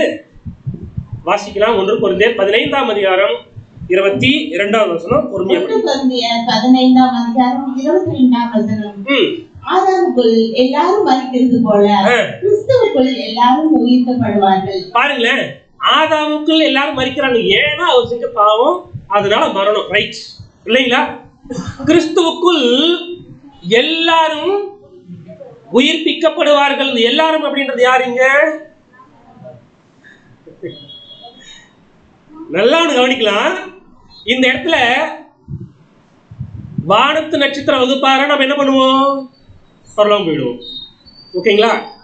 அடுத்து பூமிக்குரிய அந்த ஒரு அரசாட்சி பண்ண போறது யாரு அப்படின்னு பார்த்தோம் அப்படின்னா, பழைய ஏற்பாட்டில் வாழ்ந்த நீதிமான்கள் ஆபிரகாம், ஈசாக்கு, நோவா அப்படின்னு என்ன பண்ணுவோம் சொல்லிட்டே வரும். ஓகேங்களா? இவர்களை வைத்துதான் மேல இருந்து கிறிஸ்துவம் அவரோடு கூட இருக்கிறவர்களும் ராஜரிக பண்ண போறாங்க. ஓகேங்களா? இது சோ அடுத்து 3வது உலகத்துல யார் உயிரடைந்து வருவாங்க அப்படின்னா, நாம இல்ல, நாம தான் ஆல்ரெடி என்ன பண்ணிருப்போம், ஒருவேளை தேசத்தமா இருக்க பரலோகம் போயிருப்போம்ல, இல்லைங்களா? இது யார் அப்படின்னு பார்த்தோம்னா, உலகத்துல இருக்கிற எல்லா மரித்த ஜனங்களும் உயிரடைந்து உயிர்ப்பிக்கப்படுவார்கள். உயிர் தெழுந்து என்ன பண்ணுவாங்க அப்படின்னா வருவாங்க. இல்லைங்களா? நம்ம கேள்வி கேட்கலாம். அப்படின்னா மரிச்சவர்கள் எல்லாரும் வருவாங்களா? ஆதாம் வருவாரா? வருவார். இல்லைங்களா? அதுக்கப்புறம் யாரெல்லாம் மரிச்சிருக்காங்களோ எல்லா ஜனங்களும் என்ன பண்ணுவோம் அப்படின்னு பார்க்கும்பொழுது உயிர் அடைந்து இந்த 3ஆம் உலகத்தினுடைய ஆரம்ப பகுதி பிற்பாடு என்ன பண்ணுவோம் அப்படின்னா வருவாங்க. இல்லைங்களா? ஆதாமுக்குள் மரிக்கிறது போல கிறிஸ்துவுக்குள் எல்லாரும் உயிர்ப்பிக்கப்படுவார்கள். அப்படின்னா இந்த 3ஆம் உலகத்துல எல்லாரும் உயிரிழந்து வருவாங்கல்ல, உயிர் தெரிந்து வருவாங்கல்ல. அப்ப இந்த வேலை யார் செய்ய போறது? இயேசு கிறிஸ்து. ஏன்னா அவர் தானே ராஜா, அவருக்குள் தானே எல்லாரும் உயிர்ப்பிக்கப்பட போறாங்க. சோ அன்புக்குரியவர்களே, இந்த வசனம் ரொம்ப முக்கியமான ஒரு வசனம். இதுதான் விசுவாசம் கூட. அடுத்து வாசிக்கலாம். அப்போஸ்தலர் நடவடிக்கைகள் 24ஆம் அதிகாரம் 15ஆம் வசனம். அப்போஸ்தலருடைய நடவடிக்கைகள் 24ஆம் அதிகாரம் 15ஆம் வசனம். நீதிமான்களும் அநீதிமான்களும் ஆகிய மரித்தோர் உயிர்த்தெழுந்திருப்பதும் உண்டு என்றும் இவர்கள் தேவனிடத்தில் நம்பிக்கை கொண்டிருக்கிறது போல நானும் நம்பிக்கை கொண்டிருக்கிறேன். பாருங்களேன், நீதிமான்களும் அநீதிமான்களுமாகிய மரித்தோர் யாரா இருந்தாலும் சரி, இந்த பூமியில வாழ்ந்து நல்லது செஞ்சு மரித்தாலும் சரி, கெட்டது செஞ்சு மரித்தாலும் சரி, இல்லைங்களா? ஸோ இங்க நம்ம பின்னாடி நம்ம நிறைய டீட்டெயிலா படிக்கலாம். அந்த நீதிமன்றம்லாம் யார் அப்படின்றது தேவன சுத்தமா இருந்துச்சுன்னா, இல்லைங்களா? எல்லாரும் என்ன பண்ணுவாங்க அப்படின்னு பார்க்கும்போது உயிர் அடைந்து வருவார்கள். கரெக்டுங்களா? இது இவர்கள் தேவனிடத்தில் நம்பிக்கை கொண்டிருக்கிறது போல நமக்கு என்ன இருக்கணுமா? விசுவாசம் இருக்கணும். என்ன விசுவாசம்? 3ஆம் உலகத்துல மரித்த ஜனங்கள் எல்லாரும் என்ன பண்ணுவாங்க அப்படின்னு பார்க்கும்பொழுது உயிரடைந்து வருவார்கள். இதுதான் நம்முடைய ஆண்டவர் இயேசு கிறிஸ்து நம்ம இன்னும் புரிஞ்சுக்கிறதுக்கு ரொம்ப அழகா என்ன பண்ணாருன்னா எடுத்து வச்சார். அழகான ஒரு வசனம் வாசிக்கலாம். யோவான் 5ஆம் அதிகாரம் 28ஆம் வசனம். யோவான் 5ஆம் அதிகாரம் 28ஆம் வசனம். இதை குறித்து நீங்கள் ஆச்சரியப்பட வேண்டாம், ஏனென்றால் எழுத்து கொடிகளில் உள்ள அனைவரும் அவருடைய சத்தத்தை கேட்கும் காலம் வரும். பாருங்களேன், இவைகளை குறித்து நம்ம ஆச்சரியமா பார்க்க வேணாம். ஏன் அப்படின்னா பிரேத குழிகளில் உள்ள அனைவரும், ஒருத்தர் 2 பேரெல்லாம் சொல்லல, பிரேத குழிகளில் உள்ள அனைவரும் யாருடைய சத்தத்தை கேட்கும் காலம் வரும்? கிறிஸ்து இயேசுனுடைய சத்தியம், இல்லைங்களா? அவருடைய சத்தத்தை கேட்கும் காலம் வரும். என்ன பண்ணிட்டாரு அப்படின்னு பார்க்கும்போது வசனத்தை என்ன பண்ணிட்டாரு? கிளியரா சொல்லிடுச்சு. ரொம்ப அழகா இருக்கு வசனம். ஸோ யோசிக்கலாம் இல்லை அன்பான சகோதர சகோதரிகளே, பிரேத குழிகள் இருந்தாலும் புதைச்சி முதல்ல இயேசு கூட்டு வரணும், இல்லைங்களா? நம்ம தமிழர்களுடைய சில விஷயங்கள்ல, இந்த பாரம்பரியங்கள்ல சில மரிச்சாங்கன்னா என்ன பண்ணுவாங்க? எரிக்கிறதும் இல்லை உண்டு, இல்லைன்னு சொல்ல முடியுமா? இல்லைங்களா? ஸோ நம்ம அந்த மாதிரியான விஷயங்கள்ல திங்க் பண்ணக்கூடாது. ஏன் அப்படின்னு பார்த்தோம் அப்படின்னா, ஒண்ணுமே இல்லை. பூமியை படிக்கும் பொழுது மண்ணு துகள் தான். இந்த மண் துகள்களிலிருந்தே இல்லாத ஒரு விஷயத்திலிருந்து ஒரு மனுஷன் தேவன் உருவாக்குறாரு அப்படின்னா, ஏற்கனவே இருந்து மரித்த ஒரு மனுஷன் அவன் எப்படி மரிச்சிருந்தாலும் சரி, இல்ல சாம்பலா இருந்தாலும் சரி, தேவன் மறுபடியும் உயிர் தேர்தல் கொடுக்க மாட்டாரா? இல்லைங்களா? அன்புக்குரியவர்களே, அப்படின்னா இந்த ஜனங்கள் பூமியில் வாழ்ற எல்லாரும் நல்லோர் தீயோர் எல்லாரும் என்ன பண்ணுவாங்க அப்படின்னு பார்க்கும்பொழுது உயிரடைந்து வருவார்கள், உயிர் தெழுந்து வருவார்கள். எப்படி வருது? உயிர் தெழுந்து வருவார்கள். எப்படி வருவாங்க? உயிர் தெழுந்து சரீரத்துல என்ன பண்ணுவாங்க அப்படின்னு பார்க்கும்பொழுது வந்து நிற்பாங்க. இதுதான் ஆச்சரியம். அப்படின்னா ரொம்ப ஆச்சரியமா இருக்குதுன்னா, இவைகளை குறித்து ரொம்ப ஆச்சரியப்பட வேண்டாம், இதுதான் நடக்கும் அப்படின்னு இயேசு கிறிஸ்து என்ன பண்றாரு அப்படின்னா ரொம்ப கிளியரா சொல்றாரு. சோ அடுத்து கிறிஸ்து இயேசுவனுடைய ராஜ்யம் இந்த பூமியில ஸ்தாபிக்கப்படுதுன்னா அடுத்து எப்படி இருக்கும்? வாசிக்கலாம் பாருங்களேன். வரல இது.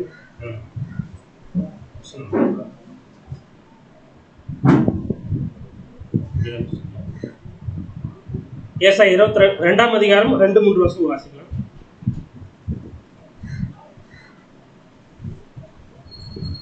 ஏசாயா 2ஆம் அதிகாரம் 2-3 வசனங்கள். கடைசி நாட்களிலும் கர்த்தருடைய ஆலயமாகிய பர்வதங்களின் கொடுமுடியில் ஸ்தாபிக்கப்படும், மலைகளுக்கும் மேலாய் உயர்த்தப்படும், எல்லா ஜாதிகளுக்கும் அதற்கு ஓடி வருவார்கள். கடைசி நாட்களில், அக்காலத்தில், அந்நாளில் அப்படின்னு சொன்னா நிறைய வசனங்கள்ல இந்த ஒரு வார்த்தைய வசனத்துடைய வார்த்தையாவே இருக்கும். கர்த்தருடைய நாளில், கடைசி நாள்ல, அக்காலத்தில் அப்படின்னா கிறிஸ்து இயேசுவின் ராஜ்யத்தை குறித்த வசனம் தான். ஓகேங்களா? அப்படின்னா கடைசி நாட்களில் கர்த்தருடைய ஆலயமாகிய பர்வதங்களின் கொடுமுடியில் ஸ்தாபிக்கப்பட்டு, அப்படின்னா பர்வதங்களுடைய கொடுமுடியில் ஸ்தாபிக்கப்படுமா? அப்ப பர்வதங்கள்லாம் என்ன அப்படின்னு பார்த்தோம்னா ராஜ்யங்கள்லாம் இந்த நேஷன்ஸ் இல்லைங்களா, நாடுகள் இல்லைங்களா. இந்த நாடுகளுடைய கொடுமுடியில உச்ச கட்டத்துல கிறிஸ்து இயேசுனுடைய ஒரு ராஜ்யம் என்ன ஆகும்? எல்லா ராஜ்யங்களுக்கு மேலாக உயர்த்தப்படும். எல்லா ஜாதிகளும் அதற்கு ஓடி வருவார்கள் இல்லைங்களா. அப்படின்னா கிறிஸ்து இயேசுனுடைய ராஜ்யத்துல எல்லா ஜாதிகளும் என்ன பண்ணுவாங்க? எல்லா நாடுகளில் இருக்கிறவங்க என்ன பண்ணுவாங்கன்னா சத்தியத்தை கேட்கணும்னே என்ன பண்ணுவாங்க? ஓடி வருவாங்க. திரளான ஜனங்கள் புறப்பட்டு வந்து நாம் கர்த்தரின் பர்வதத்துக்கும் யாக்கோபின் தேவனுடைய ஆலயத்துக்கும் போகும் வாருங்கள் அப்படின்னு சொல்லுவாங்களாம். பாருங்களேன், திரளான ஜனங்கள் புறப்பட்டு வந்து நாம் கர்த்தருடைய பர்வதத்திற்கும் கிறிஸ்து இயேசுடைய ராஜ்யத்திற்கும் யாக்கோபின் தேவனுடைய ஆலயத்துக்கும் போவோம் வாருங்கள் அப்படின்னு சொல்றாங்க. அவர் தமது வழியை நமக்கு போதிப்பார், நாம் அவர் பாதைகளில் நடப்போம் என்பார்கள்.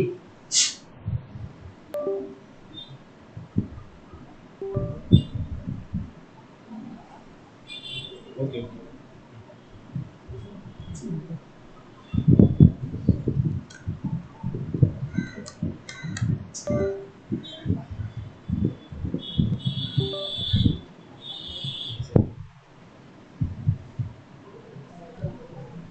வசனத்தை நம்ம கூர்ந்து கவனிக்கலாம். 3ஆம் வசனம், திரளான ஜனங்கள் புறப்பட்டு வந்து நாம் கர்த்தரின் பர்வதத்திற்கும் யாக்கோபின் தேவனுடைய ஆலயத்துக்கும் போகும் வாருங்கள், அவர் தமது வழிகளை நமக்கு போதிப்பார், நாம் அவர் பாதைகளில் நடப்போம் என்பார்கள்.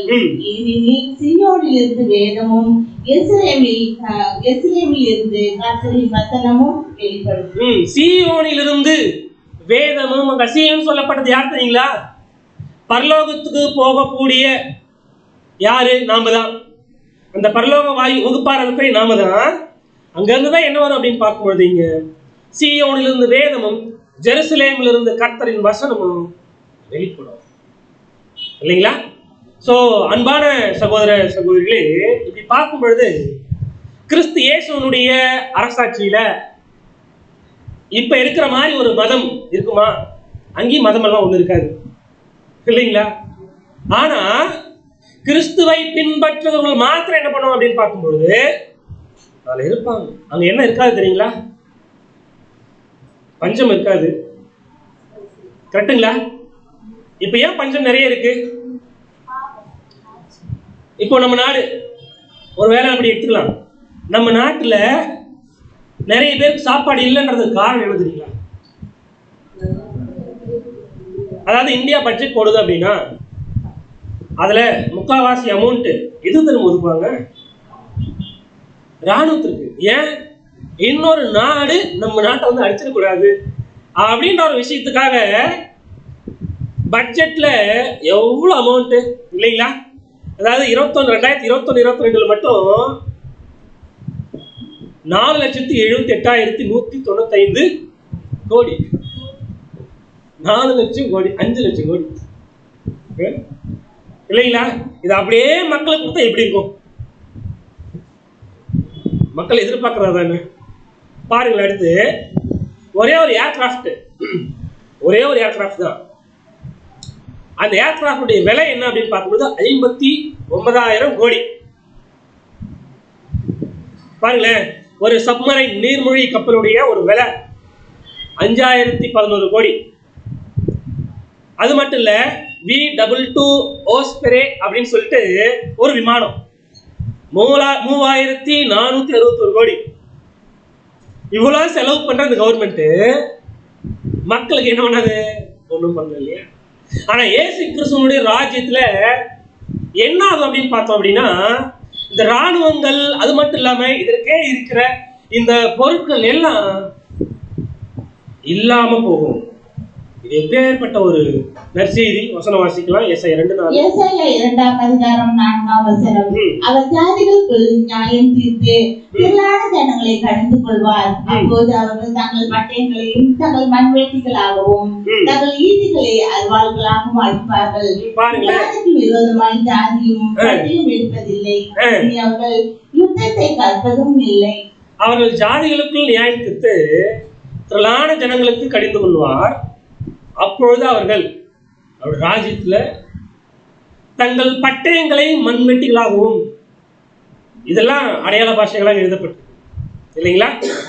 பட்டயங்களை மண்வெட்டிகளாகவும் தங்கள் ஈட்டிகளை அரிவாள்களாகவும் அடிப்பார்கள். அப்படின்னா அங்க என்ன இருக்காது? யுத்தம் இருக்காது. இது எப்ப ஏற்பட்ட நற்செய்தி இல்லைங்களா?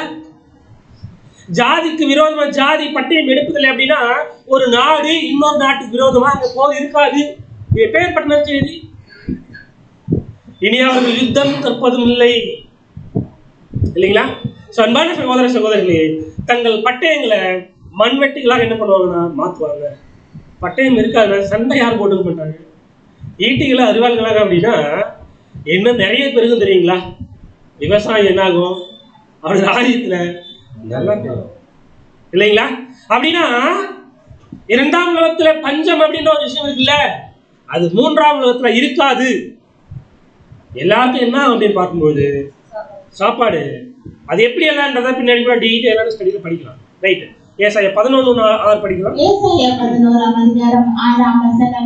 அப்போது ஓனாய் ஆட்டுக்குட்டியோடு தங்கும், புலி வெள்ளாட்டுக்குட்டியோடு படுத்துக் கொள்ளும், கண்டுக்குட்டியும் பாலசிங்கமும் காலையும் ஒருமித்திருக்கும், ஒரு சிறு பையன் அவைகளை நடத்துவான். ஓனாய் ஆட்டுக்குட்டியோட தங்கும், புலி வெள்ளாட்டுக்குட்டியோட படுத்துக் கொள்ளும். எங்க? கிறிஸ்துவனுடைய ராஜ்யத்துல 3ஆம் உலகத்துல இல்லைங்களா? புலி வெள்ளாட்டு குட்டியோட படுத்து. இது எப்படி வாய்ப்புகள் இருக்கா?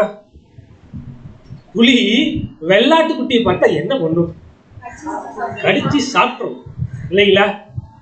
ஆனா இங்க வசனம் எப்படி இருக்குன்னா, கர்த்தருடைய பருவதத்துல ராஜ்யத்துல 3ஆம் உலகத்துல புலி வெள்ளாட்டு குட்டியோட லிட்டலான மீனிங் இருக்கு இல்லைங்களா? கன்று குட்டியும் பாலசிங்கமும் காளையும் ஒருமித்திருக்கும் இல்லைங்களா? ஒரு சிறு பையன் அவன் என்ன பண்ணுவான்? போன் வச்சுக்கிட்டு சிங்கத்தை பார்த்து இப்படி போனா எப்படி இருக்கும்? லிட்டரலா இமேஜின் பண்ணி பார்த்தாங்க இல்லைங்களா? சோ அன்பான சகோதர சகோதரிகளே, ஒரு ஆவிக்குரிய ஒரு விளக்கத்தை கூட நம்ம கொஞ்சமா பார்க்கலாம். எப்படின்னா, கிறிஸ்து இயேசுவுடைய ராஜ்யத்துல, அதாவது மிருக குணம் உடையவர்கள் அப்படின்னு சொல்லுவாங்கல்ல, அப்படின்னு ஜனங்கள் யாரும் இருக்க மாட்டாங்க. மிருக குணம் உடையவர்கள் அப்படின்னு யாரையும் என்ன பண்ண முடியாது, பார்க்க முடியாது. எல்லாரும் எப்படி இருப்பாங்க அப்படின்னு பார்க்கும்போது நல்ல குணம் உடையவர்களால அங்க மாற்றப்படுவாங்க இல்லைங்களா? அடுத்து அன்புக்குரிய சகோதர சகோதரிகளே, அந்த இடத்துல எந்த யுத்தமும் அங்க இருக்காது. நம்ம பார்த்தோமா இல்லைங்களா? யுத்தம் இருக்காது, ஒவ்வொரு நாடுகளுக்கும் பிரச்சனை வராது, ஜனங்களுக்கு விரோதமா ஜனங்கள் அடிச்சுக்க போறது இல்ல, ராஜ்யத்துக்கு விரோத ராஜ்யம் அடிச்சுக்க போறது இல்ல, இல்லைங்களா? அடுத்து வசனம் வாசிக்கலாம். ஏசாயா 11ஆம் அதிகாரம் 9ஆம் வசனம். என் பரிசுத்த பர்வதம் எங்கும் தீங்கு செய்வாரும் இல்லை, கேடு செய்வாரும் இல்லை. சமுத்திரம் ஜலத்தினால் நிறைந்திருந்தது போல் பூமி கர்த்தரை அறிகிற அறிவினால் நிறைந்திருக்கும். என் பரிசுத்த பர்வதம் எங்கும், அப்ப கிறிஸ்து இயேசுவோட ராஜ்யம் பர்வதம் இல்லைங்களா? அங்க தீங்கு செய்வாரும் இல்லை. யார் தீங்கு செய்கிறோம் யாரும் இருக்க மாட்டாங்க, கேடு செய்கிறவர்கள் இருக்க மாட்டாங்க. சமுத்திரம், அதாவது சமுத்திரம் ஜலத்தினால் நிறைந்திருக்கிறது போல, இந்த எப்படி பூமி ஜலத்தினால் நிறைந்திருக்கு இல்லைங்களா? அது போல இந்த பூமி கர்த்தரை அறிகிற அறிவினால நிறைந்திருக்கு. ரொம்ப ஆச்சரியமான வசனங்கள் இதெல்லாம். இதுல 7ஆவது வசனம், பசுவும் கரடியும் கூடி மேயும். இதுதான் நம்மளால என்ன பண்ண முடியலைங்க, பசுவும் கரடி கூடி மேயும், அவைகளின் குட்டிகள் ஒருமித்து படுத்துக் கொள்ளும், சிங்கம் மாட்டை போல வைக்கோல் தின்னால். இதுக்கு முன்னாடி கூட ஏத்துக்கலாம். எப்படி தெரியுங்களா? சின்ன பையன் என்ன பண்ணுவான், நடத்துவான் இல்லைங்களா?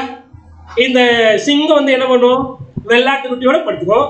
இது கூட என்ன பண்ண முடியும், நம்மளால ஏத்துக்கொள்ள முடியுது. அந்த சிங்கம் மாட்டை போல வைக்கோல் தின்னும் அப்படின்னு இருக்குல்ல, ஏத்துக்கொள்ள முடியுதா? பசி இந்த சிங்கம் புசித்தாலும் பசித்தாலும் புல்லை தின்னாது, ஒரு பழமொழி வரமாட்டேங்குது. ஓகேங்களா? இப்ப பாருங்களேன், அப்படின்னா கிறிஸ்து இயேசுவின் ராஜ்யத்துல சிங்கம் மாட்டை போல புல்லுங்க. எப்படி நடக்கும் இது? யோசிச்சு பாருங்க. அப்படின்னா சிங்கம் எப்பயாவது பில்லுதுன்னு இருக்கா? அதுக்கு ஏதாவது வேகத்துல ரெக்கார்டு இருக்கா? சிங்கம் வெஜிடேரியன், நான் வெஜிடேரியன், நான்வெஜ் இல்லைங்களா? அது நான்வெஜ். வாசிக்கலாம்.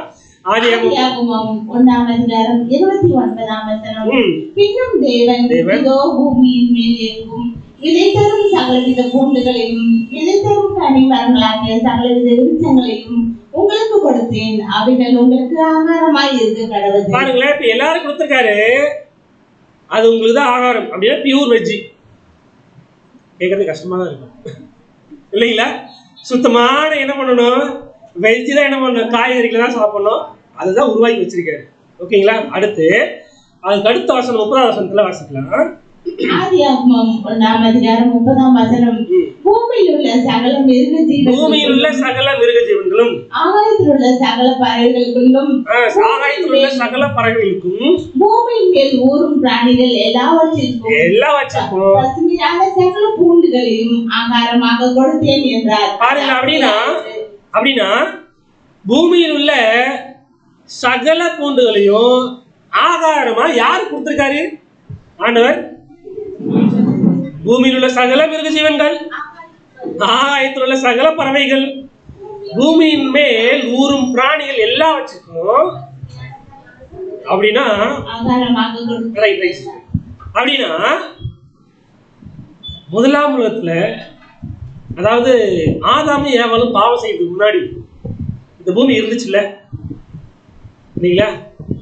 அப்போ இந்த புலி என்னதான் சாப்பிட்டுருக்கணும்? புலிக்கு என்னதான் சாப்பாடு?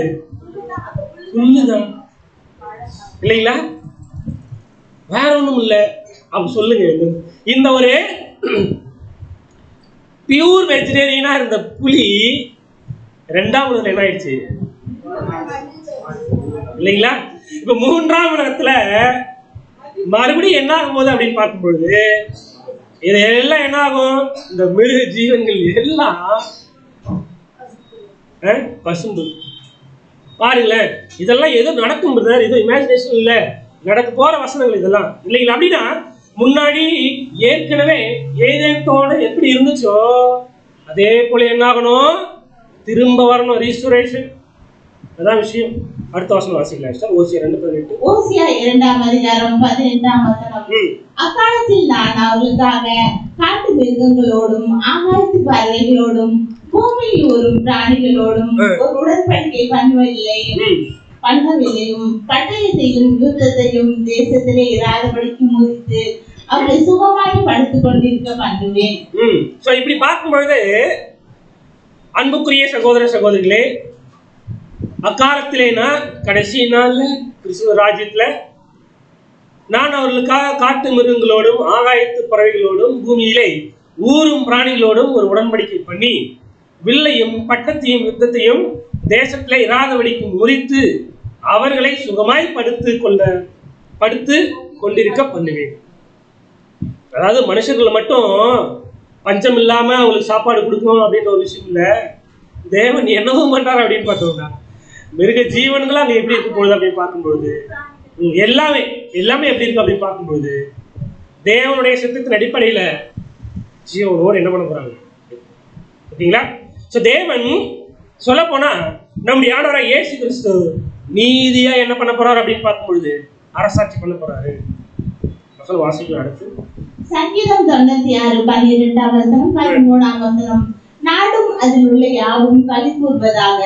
அப்போது கர்த்தருக்கு முன்பாக காட்டு விருட்சங்கள் எல்லாம் கேட்டிருக்கும். அவர் வருகிறார், அவர் பூமியை நியாயம் தீர்க்க வருகிறார். அவர் பூலோகத்தை நீதியோடும் ஜனங்களை சத்தியத்தோடும் நியாயம் தீர்ப்பார். அப்படின்னா நாடும் அதில் உள்ள யாவும் களி கூறுவதாக. நம்ம எல்லாரும் என்ன பண்ணோம்? சந்தோஷப்படணும். அப்பொழுது கர்த்தருக்கு முன்பாக காட்டு விருட்சங்கள் எல்லாம் கெம்பியிருக்கும். அவர் வருகிறார், அவர் பூமியை நியாயம் தீர்க்க வருகிறார். அதாவது நியாய தீர்ப்பு அப்படின்னா நம்ம இயேசு கிறிஸ்துவோடைய நியாய தீர்ப்பு மாதிரி அவர் பூலோகத்தை நீதியோடும் ஜனங்களை சத்தியத்தோடு என்ன பண்ணுவார்னா நியாயம் தீர்ப்பார். நம்ம படிச்சோம்ல வசனம் கொரிந்தியர்ல, ஆதாமுக்குள் எல்லாரும் மரிக்கிறது போல கிறிஸ்துவுக்குள் எல்லாரும் உயிர்ப்பிக்கப்படுவார்கள். உயிரடைந்து வராங்க வச்சுக்கோங்களேன். இயேசு கிறிஸ்து, பாப்பா உன் பேர் என்ன? அவர் பூமியில இல்லாத தவறுகளை பண்ணியிருப்பாரு. உன் பேர் என்னப்பா? ஆபிரகாம். அடடே, நீ நிறைய தப்பிட்ட, ஆனாலும் நீ என்ன பண்ணிருக்க? ஆபிரகாம்னு பேரை வச்சதுனால நீ மட்டும் என்ன பண்ணு?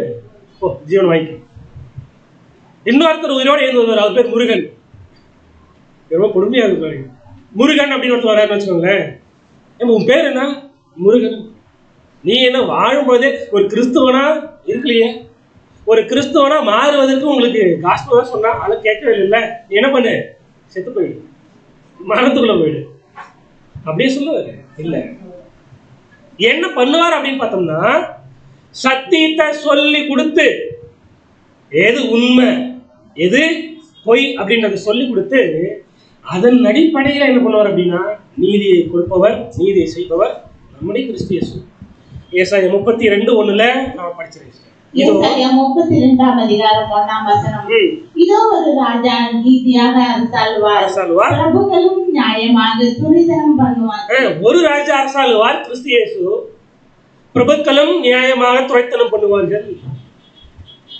அடுத்து இதை பார்த்து நமக்கு என்ன தோணுது? பார்க்க வீடு இல்லை, பார்த்து உடனே கண்டுபிடிச்சோம் வீடு இல்லை. பாருங்களேன், அப்ப ராஜ்யத்துல ஆண்டவர் வீடு கொடுப்பாரா? வீடு கொடுப்பாரா? வாசிங்க. ஏசாயா 65:21-22 வசனங்கள். வீடுகளை கட்டி அவைகளில் குடியிருப்பார்கள். திராட்சை தோட்டங்களை நாட்டி அவைகளின் கனியை புசிப்பார்கள். அப்படின்னா அவர்கள் கட்டுகிறதும் வேறொருவர் ஒரு விஷயம் படிச்சுக்கிறேன். அவர்கள் கட்டுகிறதும் வேறொருவர் குடியிருக்கிறதும் அவர்கள் நாட்டுகிறதும் வேறொருவர் கனி புசிக்கிறதுமாய் இருப்பதில்லை. அப்ப கிறிஸ்து இயேசுவோட ராஜ்யத்துல என்ன நடக்கும்னா விவசாயம் அப்படின்றது நடக்கும் இல்லைங்களா? என்ன பண்ணுவாங்க, ஒருத்தர் வீடு கட்டுவாரு, அந்த வீட்டுல யாரும் குடியிருக்க மாட்டாங்க. வந்து கட்டுனது தான் என்ன பண்ணுவாரு, இன்னொருத்தவங்க வந்து என்ன பண்ண மாட்டாங்க, டிஸ்டர்ப் பண்ண மாட்டாங்க. இன்னொருத்தர் இவரு வேற ஒருத்தரை டிஸ்டர்ப் பண்ண மாட்டாரு இல்லைங்களா? திராட்சை தோட்டங்களை நாட்டி அவைகளின் கனிகளை புசிப்பார்கள். அவர்கள் கட்டுகிறதும் வேறொருவர் புசிக்கிறதும், அவர்கள் நாட்டுகிறதும் வேறொருவர் கனி புசிக்கிறதுமாய் இருக்கிறதில்ல. யாராவது ஒருத்தவங்க கஷ்டப்பட்டு ஒரு திராட்சை தோட்டத்தை வச்சு கனியை ரெடி பண்ணா இன்னொருத்தவங்க போயிட்டு அதை அபகரிப்பாங்கல்ல, இல்லை இன்னொருத்தவங்க போய் திருடுவாங்கல்ல, அந்த வேலை நடக்காது இல்லைங்களா? ஏனெனில் விருட்சத்தின் நாட்களை போல என் ஜனத்தின் நாட்களிலும் நான் தெரிந்து கொண்டவர்கள் தங்கள் கைகளின் கிரியைகளை நெடுநாளாய் அனுபவிப்பார்கள்.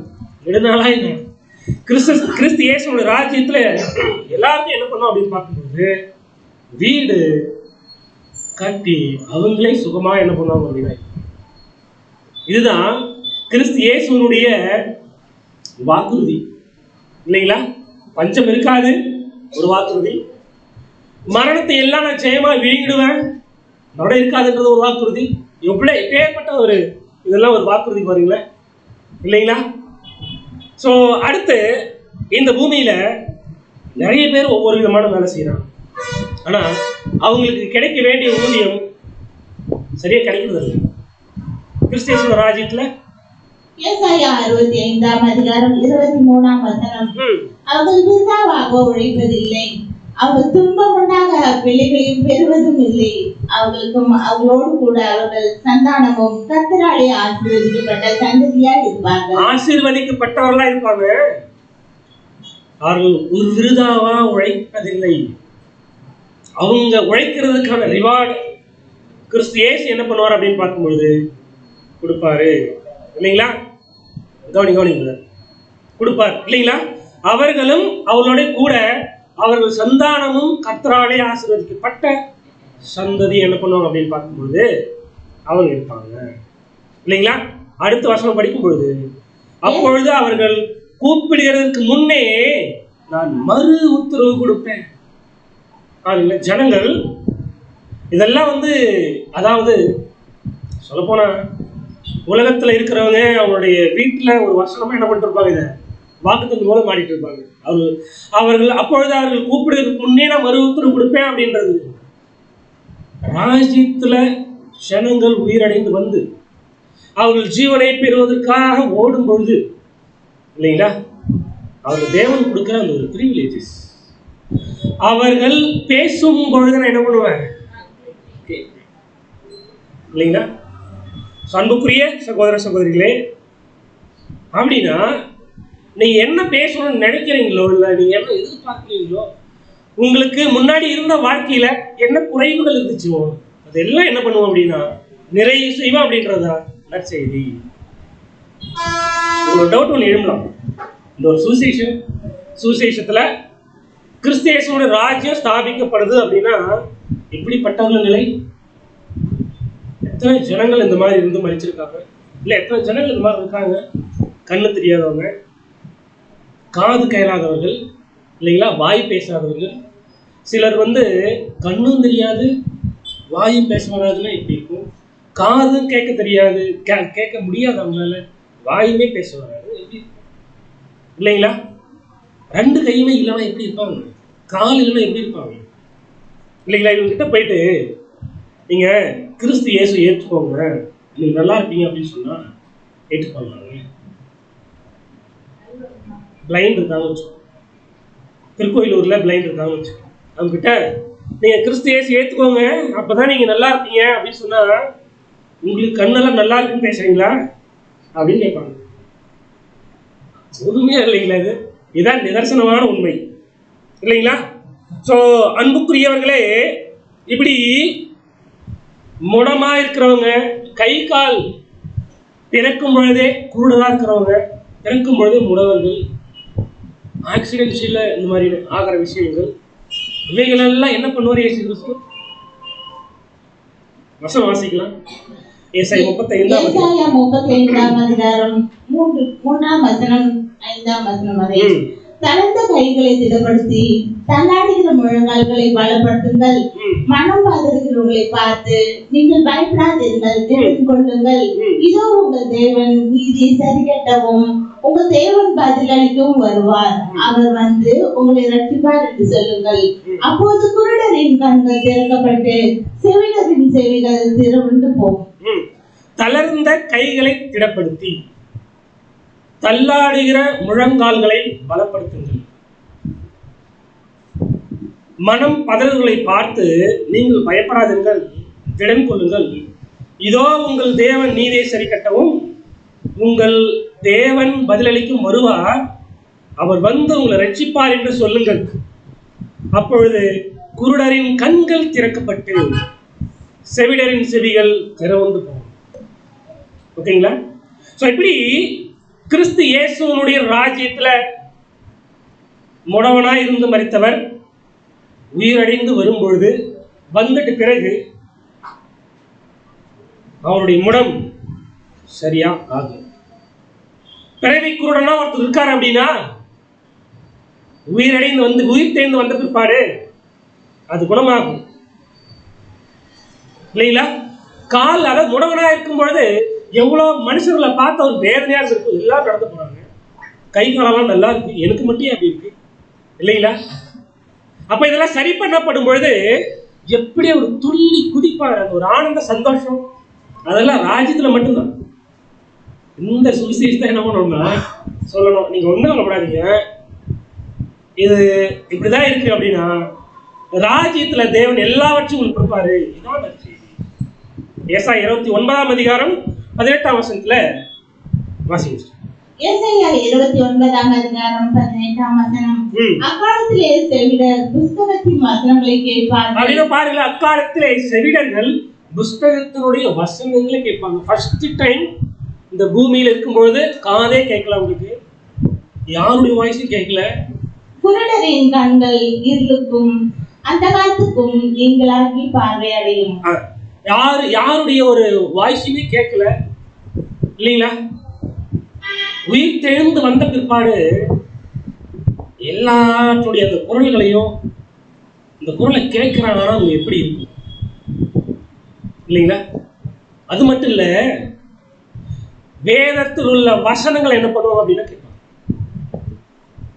இல்லைங்களா?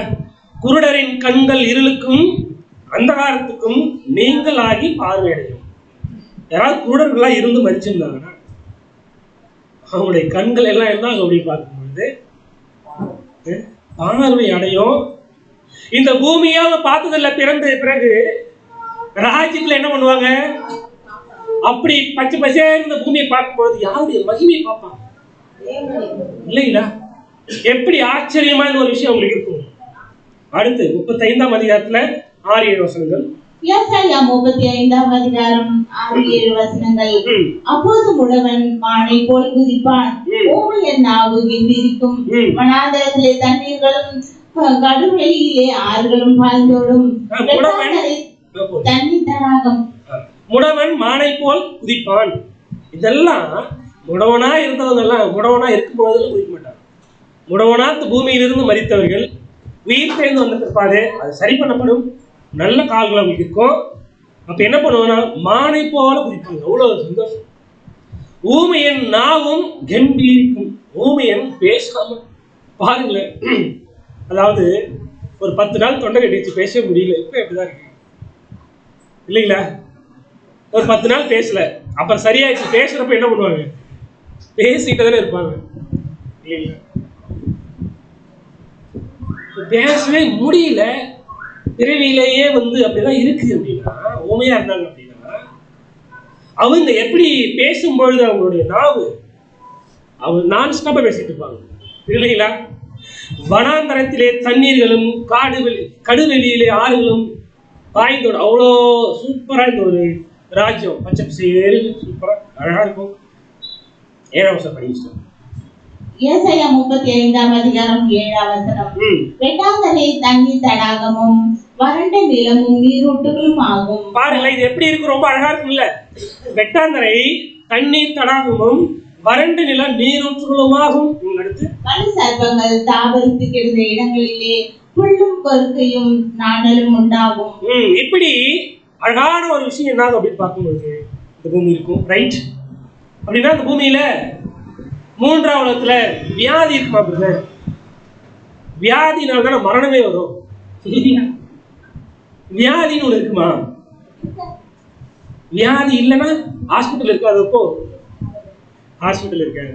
இது இப்பேற்பட்ட நற்செய்தி இல்லைங்களா? சோ ஏசாயா 33:24 வாசிக்கலாம்.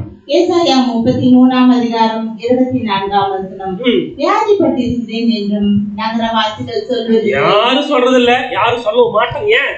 வியாதியே மூன்றாவது உலகத்துல இருக்காது. அப்போ மூன்றாவது உலகத்தினுடைய கிறிஸ்தியேசுடைய அரசாட்சியில என்ன இருக்காது அப்படின்னா ஹாஸ்பிட்டல்ஸ் இருக்காது. அதில் வாசமா இருக்கிற ஜனத்தின் அக்கிரமம் மன்னிக்கப்பட்டிருக்கும். இல்லைங்களா? அப்படி பார்க்கும்போது அன்புக்குரியவர்களே, எனக்கு இந்த ஃபீவர் இருக்கு இல்லைங்களா, எனக்கு இந்த டிசீஸ் இருக்கு அப்படின்னு யாரும் என்ன பண்ண மாட்டாங்க, சொல்ல மாட்டாங்க. எதற்காகவும் எந்த வேக்சினேஷன் என்ன ஆகாது, இருக்காது இல்லைங்களா? கிறிஸ்து இயேசுவோட ராஜ்யத்துல தேவன் என்ன பண்ணுவார் அப்படின்னா மரணத்தையே என்ன பண்ணுவாரு, சரி பண்ணுவார். இப்படிப்பட்ட அழுகை கண்ணீர் அங்க இருக்காது இல்லைங்களா? ஒரு தகப்பனுடைய அந்த தகப்பனுக்கு ஒரே ஒரு மகன் அல்லது மகள் இருக்காங்கன்னு வச்சுக்கலாம். செத்துட்டா, அந்த ஒரு குழந்தை செத்துட்டா, அந்த அப்பாவுக்கு அம்மாவுக்கு எவ்வளவு கண்ணில் தண்ணி வரும் இல்லைங்களா? அந்த மாதிரியான கண்ணீர் எல்லாம் இருக்குமா ராஜ்யத்துல? இருக்கு. வாசிக்கலாம். வெளிப்படுத்தின விசேஷம் 21:4 அவர்களுடைய கண்ணீர் யாவையும் தேவன் துடைப்பார். அவர்களுடைய கண்ணீர் யாவையும் தேவன் துடைப்பார். அப்படின்னா அங்க யாரும் துக்கப்பட்டு கஷ்டப்பட போறது இல்ல இல்லைங்களா? எல்லாரும் எப்படி இருப்பாங்க, சந்தோஷமா தேவனை என்ன பண்ணோம் அப்படின்னு பார்க்கும்போது ஆனந்திக்கக்கூடியவர்களா இருக்காங்க. இனி மரணமும் இல்லை, துக்கமும் இல்லை, ஆறுதலும் இல்லை, வருத்தமும் இல்லை, முந்தினவைகள் ஒழிந்து போயின என்று விளங்கினது. இனி மரணமும் இல்லை, துக்கமும் இல்லை, அலறுதலும் இல்லை, வருத்தம் இல்லை, முந்தினவைகள் ஒழிந்து போயின என்று எல்லாம் இல்லைங்களா? துக்கமே இல்லாத நமக்கு கூட ஒரு வசனம் ஞாபகம் வரும். Your grief will turn into Joy. உங்கள் துக்கம் சந்தோஷமாய் மாறும் அப்படின்னு ராஜ்யத்துல நடக்கும் இல்லைங்களா? எல்லாருடைய துக்கங்களும் சரி பண்ணும். போலீஸ் ஸ்டேஷன் இருப்பாங்க ராஜ்யத்துல. போலீஸ் ஸ்டேஷனே இருக்காத ஒரு உலகம் இருந்துச்சுன்னா அது எப்படி இருக்கும் இல்லைங்களா? இந்த பூமியில நியாயம் சொல்றதுக்கு இப்ப இருக்கிறாங்களா கோர்ட்டு, அந்த கோர்ட்டு இருக்காது அப்படின்னு சொன்னா எப்படி இருக்கும்? யாரு எல்லாரும் என்ன பண்ணுவாங்க, உயிர்த்து வந்திருப்பாங்க இல்லைங்களா? அன்புக்குரிய சகோதர சகோதரிகளே, எப்படி என்ன அப்படின்னு பார்க்கும்பொழுது உயிரடைந்து வந்து தேவனுடைய சத்தியத்தை கேட்டு ஜனங்கள் ஜீவனை நோக்கி என்ன பண்ணுவாங்க அப்படின்னா போவார்கள். கரெக்டுங்களா? வசனம் வாசிக்கலாம். அடுத்து ஏசாயா 25:8. ஏசாயா 25:8 அவர் மரணத்தையும் ஜெயமாக விழுங்குவார். கர்த்தராகிய தேவன் எல்லா ஊர்களிலும் இருந்து கண்ணீரை துடைத்து தமது ஜனத்தின் நிந்தையை பூமியில் இராதபடிக்கு முற்றிலும் நீக்கி விடுவார். கர்த்தர் இதை சொன்னார். அப்ப தேவன் சொன்னா நடக்குமா நடக்காதா? நடக்கும். சவுண்ட் அதிகமா இருக்கு இல்லைங்களா? ஏன்னா அப்படி நம்ம வசனத்துக்கு மேல விசுவாசம் அதிகம். அவர் மரணத்தை ஜெயமாய் விழுங்குவார் அப்படின்னா என்ன அர்த்தம்? அதுக்கு ராஜ்யத்துல மரணமே இல்லாம என்ன பண்ணுன்னா ஜனங்கள் உயிரடைந்து வந்து ஜீவனை பெறுவார்கள். இந்த பூமிக்குரிய இந்த சரீரமாதான் இருப்பாங்க. அந்த சரீரத்துல என்ன பண்ணுவாங்கன்னா ஜீவனை அடைவார்கள். மரணம் உங்களுக்குள்ள இருக்காது. கர்த்தராகிய தேவன் எல்லா முகங்களிலும் இருந்து கண்ணீரை துடைத்து எவ்வளவு சந்தோஷமா செய்து இல்லைங்களா? தமது ஜனத்தின் நிந்தையை பூமியில் இராதபடிக்கு முற்றிலும் நீக்கி கொடுத்தார். இதை கரெக்டா சொன்னார் இல்லைங்களா? இப்படிதான் என்ன அப்படின்னு பார்த்தோம். ராஜ்யம் இருக்கும். அடுத்து இதுல 9வது வசனம், ஏசாயா 25:9. அக்காலத்திலே இதோ இவரே நம்முடைய தேவன், இதற்காக காத்திருந்தோம். இவரே நம் தேவன், இவருக்காக காத்திருந்தோம். இவர் நம்மை ரட்சிப்பார். இவர் தான் நம்ம ரட்சிக்கணும். இவரே கர்த்தர், இதற்காக காத்திருந்தோம். இவருடைய ரட்சிப்பினால் களி கொண்டு மகிழ்வோம் என்று சொல்லப்படும். பாருங்க, அப்படின்னா இவருக்காகவா காத்திருந்தோம் ஜனங்கள் சொல்லுவாங்க. சொல்லுங்க, ராஜ்யத்துல உயிரிழந்து வந்து ஆமா இவருக்காக பாருங்களேன், போயிட்டு கிறிஸ்துவ அதாவது சுவிசேஷம் சொல்றோம் வச்சுக்கோங்களேன், நீ கிறிஸ்து இயேசு ஏற்றுக்கோங்க, அப்பதான் என்ன பண்ணுவீங்க, பரலோகம் வரீங்க அப்படின்னா என்ன பண்ணுவாங்க தெரியுங்களா? யாராவது ஏற்றுப்பாங்களா அவ்வளோ சீக்கிரம்? கஷ்டம் இல்லைங்களா? ஆனா அப்படிப்பட்ட ஜனங்கள் கூட உயிரடைந்து வரும்போது என்ன சொல்லுவாங்க அப்படின்னா, இவருக்காக தான் காத்திருந்தோம் அப்படின்னு. என்ன அர்த்தம்? இதுக்கு முன்னாடி நாங்க பூமியில வாழும் பொழுது ஒரு பூமிக்குரிய அரசாட்சி ஒன்று இருந்துச்சுல்ல, இதை பண்றோம் அதை பண்றோம் அப்படின்னு எதுவுமே பண்ணலையே. ஆனா நாங்க உயிரடைந்து வந்து எங்க மேல இருக்கிற அந்த சாபத்தையும் மரணத்தையும் நீக்கிறதே எப்படி பெரிய விஷயம். எங்களுக்கு தேவையானது எல்லாவற்றையும் செய்கிறாரு. இவ்வளவுதான் என்ன பண்ணோம், காத்துட்டு இருந்தோம் இல்லைங்களா? அப்படியே என்ன பண்ணுவோம் அப்படின்னா சொல்லி களி கூர்ந்து மகிழ்வார். அன்பானவர்களே, அப்படின்னா இந்த ஒரு வேலைய செய்ய போறது யார் அப்படின்னு பார்க்கும்பொழுது, இந்த 3ஆம் உலகத்துல ராஜாவா நின்று ஆட்சி செய்ய போறது வானத்து நட்சத்திரம் இல்லைங்களா? ஆண்டவராய் இயேசு கிறிஸ்துவும் வானத்து நட்சத்திரமும் சேர்ந்து ராஜாவா நின்று இந்த பூமியை அரசாட்சி பண்ண போறாங்க. அவங்க யார, அதாவது நாம இல்லைங்களா, நாம யார பயன்படுத்த போறோம் அப்படின்னா, கடற்கரை மணல் வகுப்பா இருக்காங்கல்ல, அவங்க யாரு? கடற்கரை மணல் வகுப்பார் யாரு? அதாவது கிறிஸ்து பிறப்பதற்கு முன் வாழ்ந்த நீதிமான்கள். கரெக்டுங்களா? சோ அங்க இருந்துதான் அவர்களை வைத்து இந்த பூமி என்னாகும் அப்படின்னா ஆசீர்வதிக்கப்படும். சோ இவர்கள் தான் தேவ பக்தியுள்ள சந்ததி. இந்த 2 வகுப்பாரை வச்சு என்ன பண்ண போறாருன்னா, தேவன் பூமியில் உள்ள சகல ஜனங்களையும் ஆசீர்வதிக்க போறார். ஏற்பட்ட நற்செய்தி இல்லைங்களா? சொல்லும்ல, நற்செய்தி அப்படின்னா, காஸ்பல் அப்படின்னா இப்படிதான் ஒரு வசனம், இது நடக்கும், இப்படிப்பட்ட விஷயங்கள் தான் உண்மை அப்படின்னா அதுதான் நடக்கும்.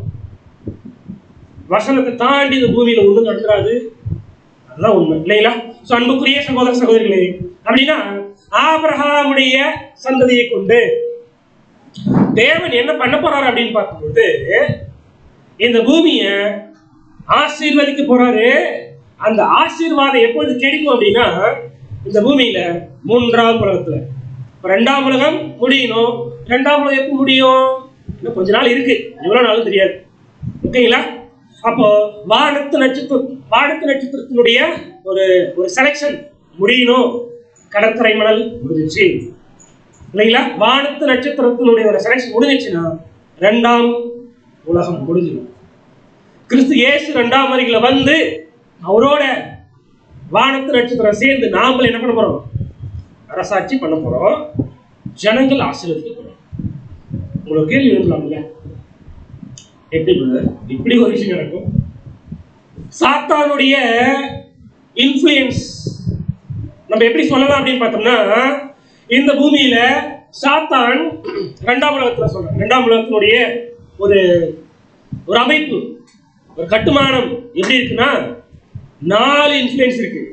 1 அரசியல், சமுதாயம், மதம், பொருளாதாரம். 4 இன்ஃப்ளூயன்ஸ் சாத்தானுடையது இருக்கு. இந்த கட்டுமானத்தை வச்சுதான் என்ன பண்ணிட்டு இருக்கு அப்படின்னு பார்க்கும்போது போயிட்டு இல்லைங்களா? அப்ப இவெல்லாம் என்ன ஆகணும்? இதுதான் இந்த பழைய பூமி சொல்லப்படும், வேற ஒண்ணும் இல்ல இல்லைங்களா? அரசியல் என்ன ஆகும்? இப்ப இருக்கிற அரசியல் ஏன் ஒருத்தர் என்ன பண்ணுவாங்க? ஓட்டு கட்டலாம் வர மாட்டாங்க, அப்படிதான் நடக்கும். சமுதாயம் ஏற்றத்தாழ்வுகள் படிச்சவன் படிக்காதவங்க, கீழ் ஜாதி மேல் ஜாதி இல்லைங்களா, உயர்ந்தவர் தாழ்ந்தவர் அப்படின்னு இப்போ இருந்துட்டு இருக்குல்ல, இதெல்லாம் இல்லாம போகும் இல்லைங்களா. பொருளாதாரம் அப்படின்ற ஒரு விஷயம் இருக்குல்ல, பணக்காரன் ஏழை அப்படி ஒண்ணு இருக்காதுங்க, அதுவும் அழி இல்லைங்களா. மதம், உலகத்துல நிறைய மதம் இருக்கு, மதம் பிடிச்சாருன்னு சொல்லுவாங்க இல்லைங்களா. மதம் அப்படின்ற ஒரு விஷயம் அங்க இருக்காது. அது எப்படி இருக்கும் அப்படின்னு பார்க்கும்பொழுது கிறிஸ்துவை பின்பற்றுவர்கள் மாத்திரம் என்ன பண்ணுவாங்க, இல்லைங்களா. அன்பான சகோதர சகோதரிகளே, இப்படி கிறிஸ்து இயேசுவினுடைய ராஜ்யம் இந்த பூமியில ஸ்தாபிக்கப்படும். ஸ்தாபிக்கப்பட்ட பிற்பாடு இந்த பூமியில் இருக்கிற ஜனங்கள் உயிரடைந்து வராங்கன்னா சரீரத்தில் தான் வருவாங்க, வந்துட்டு ஆசீர்வதிக்கப்படுவார்கள்.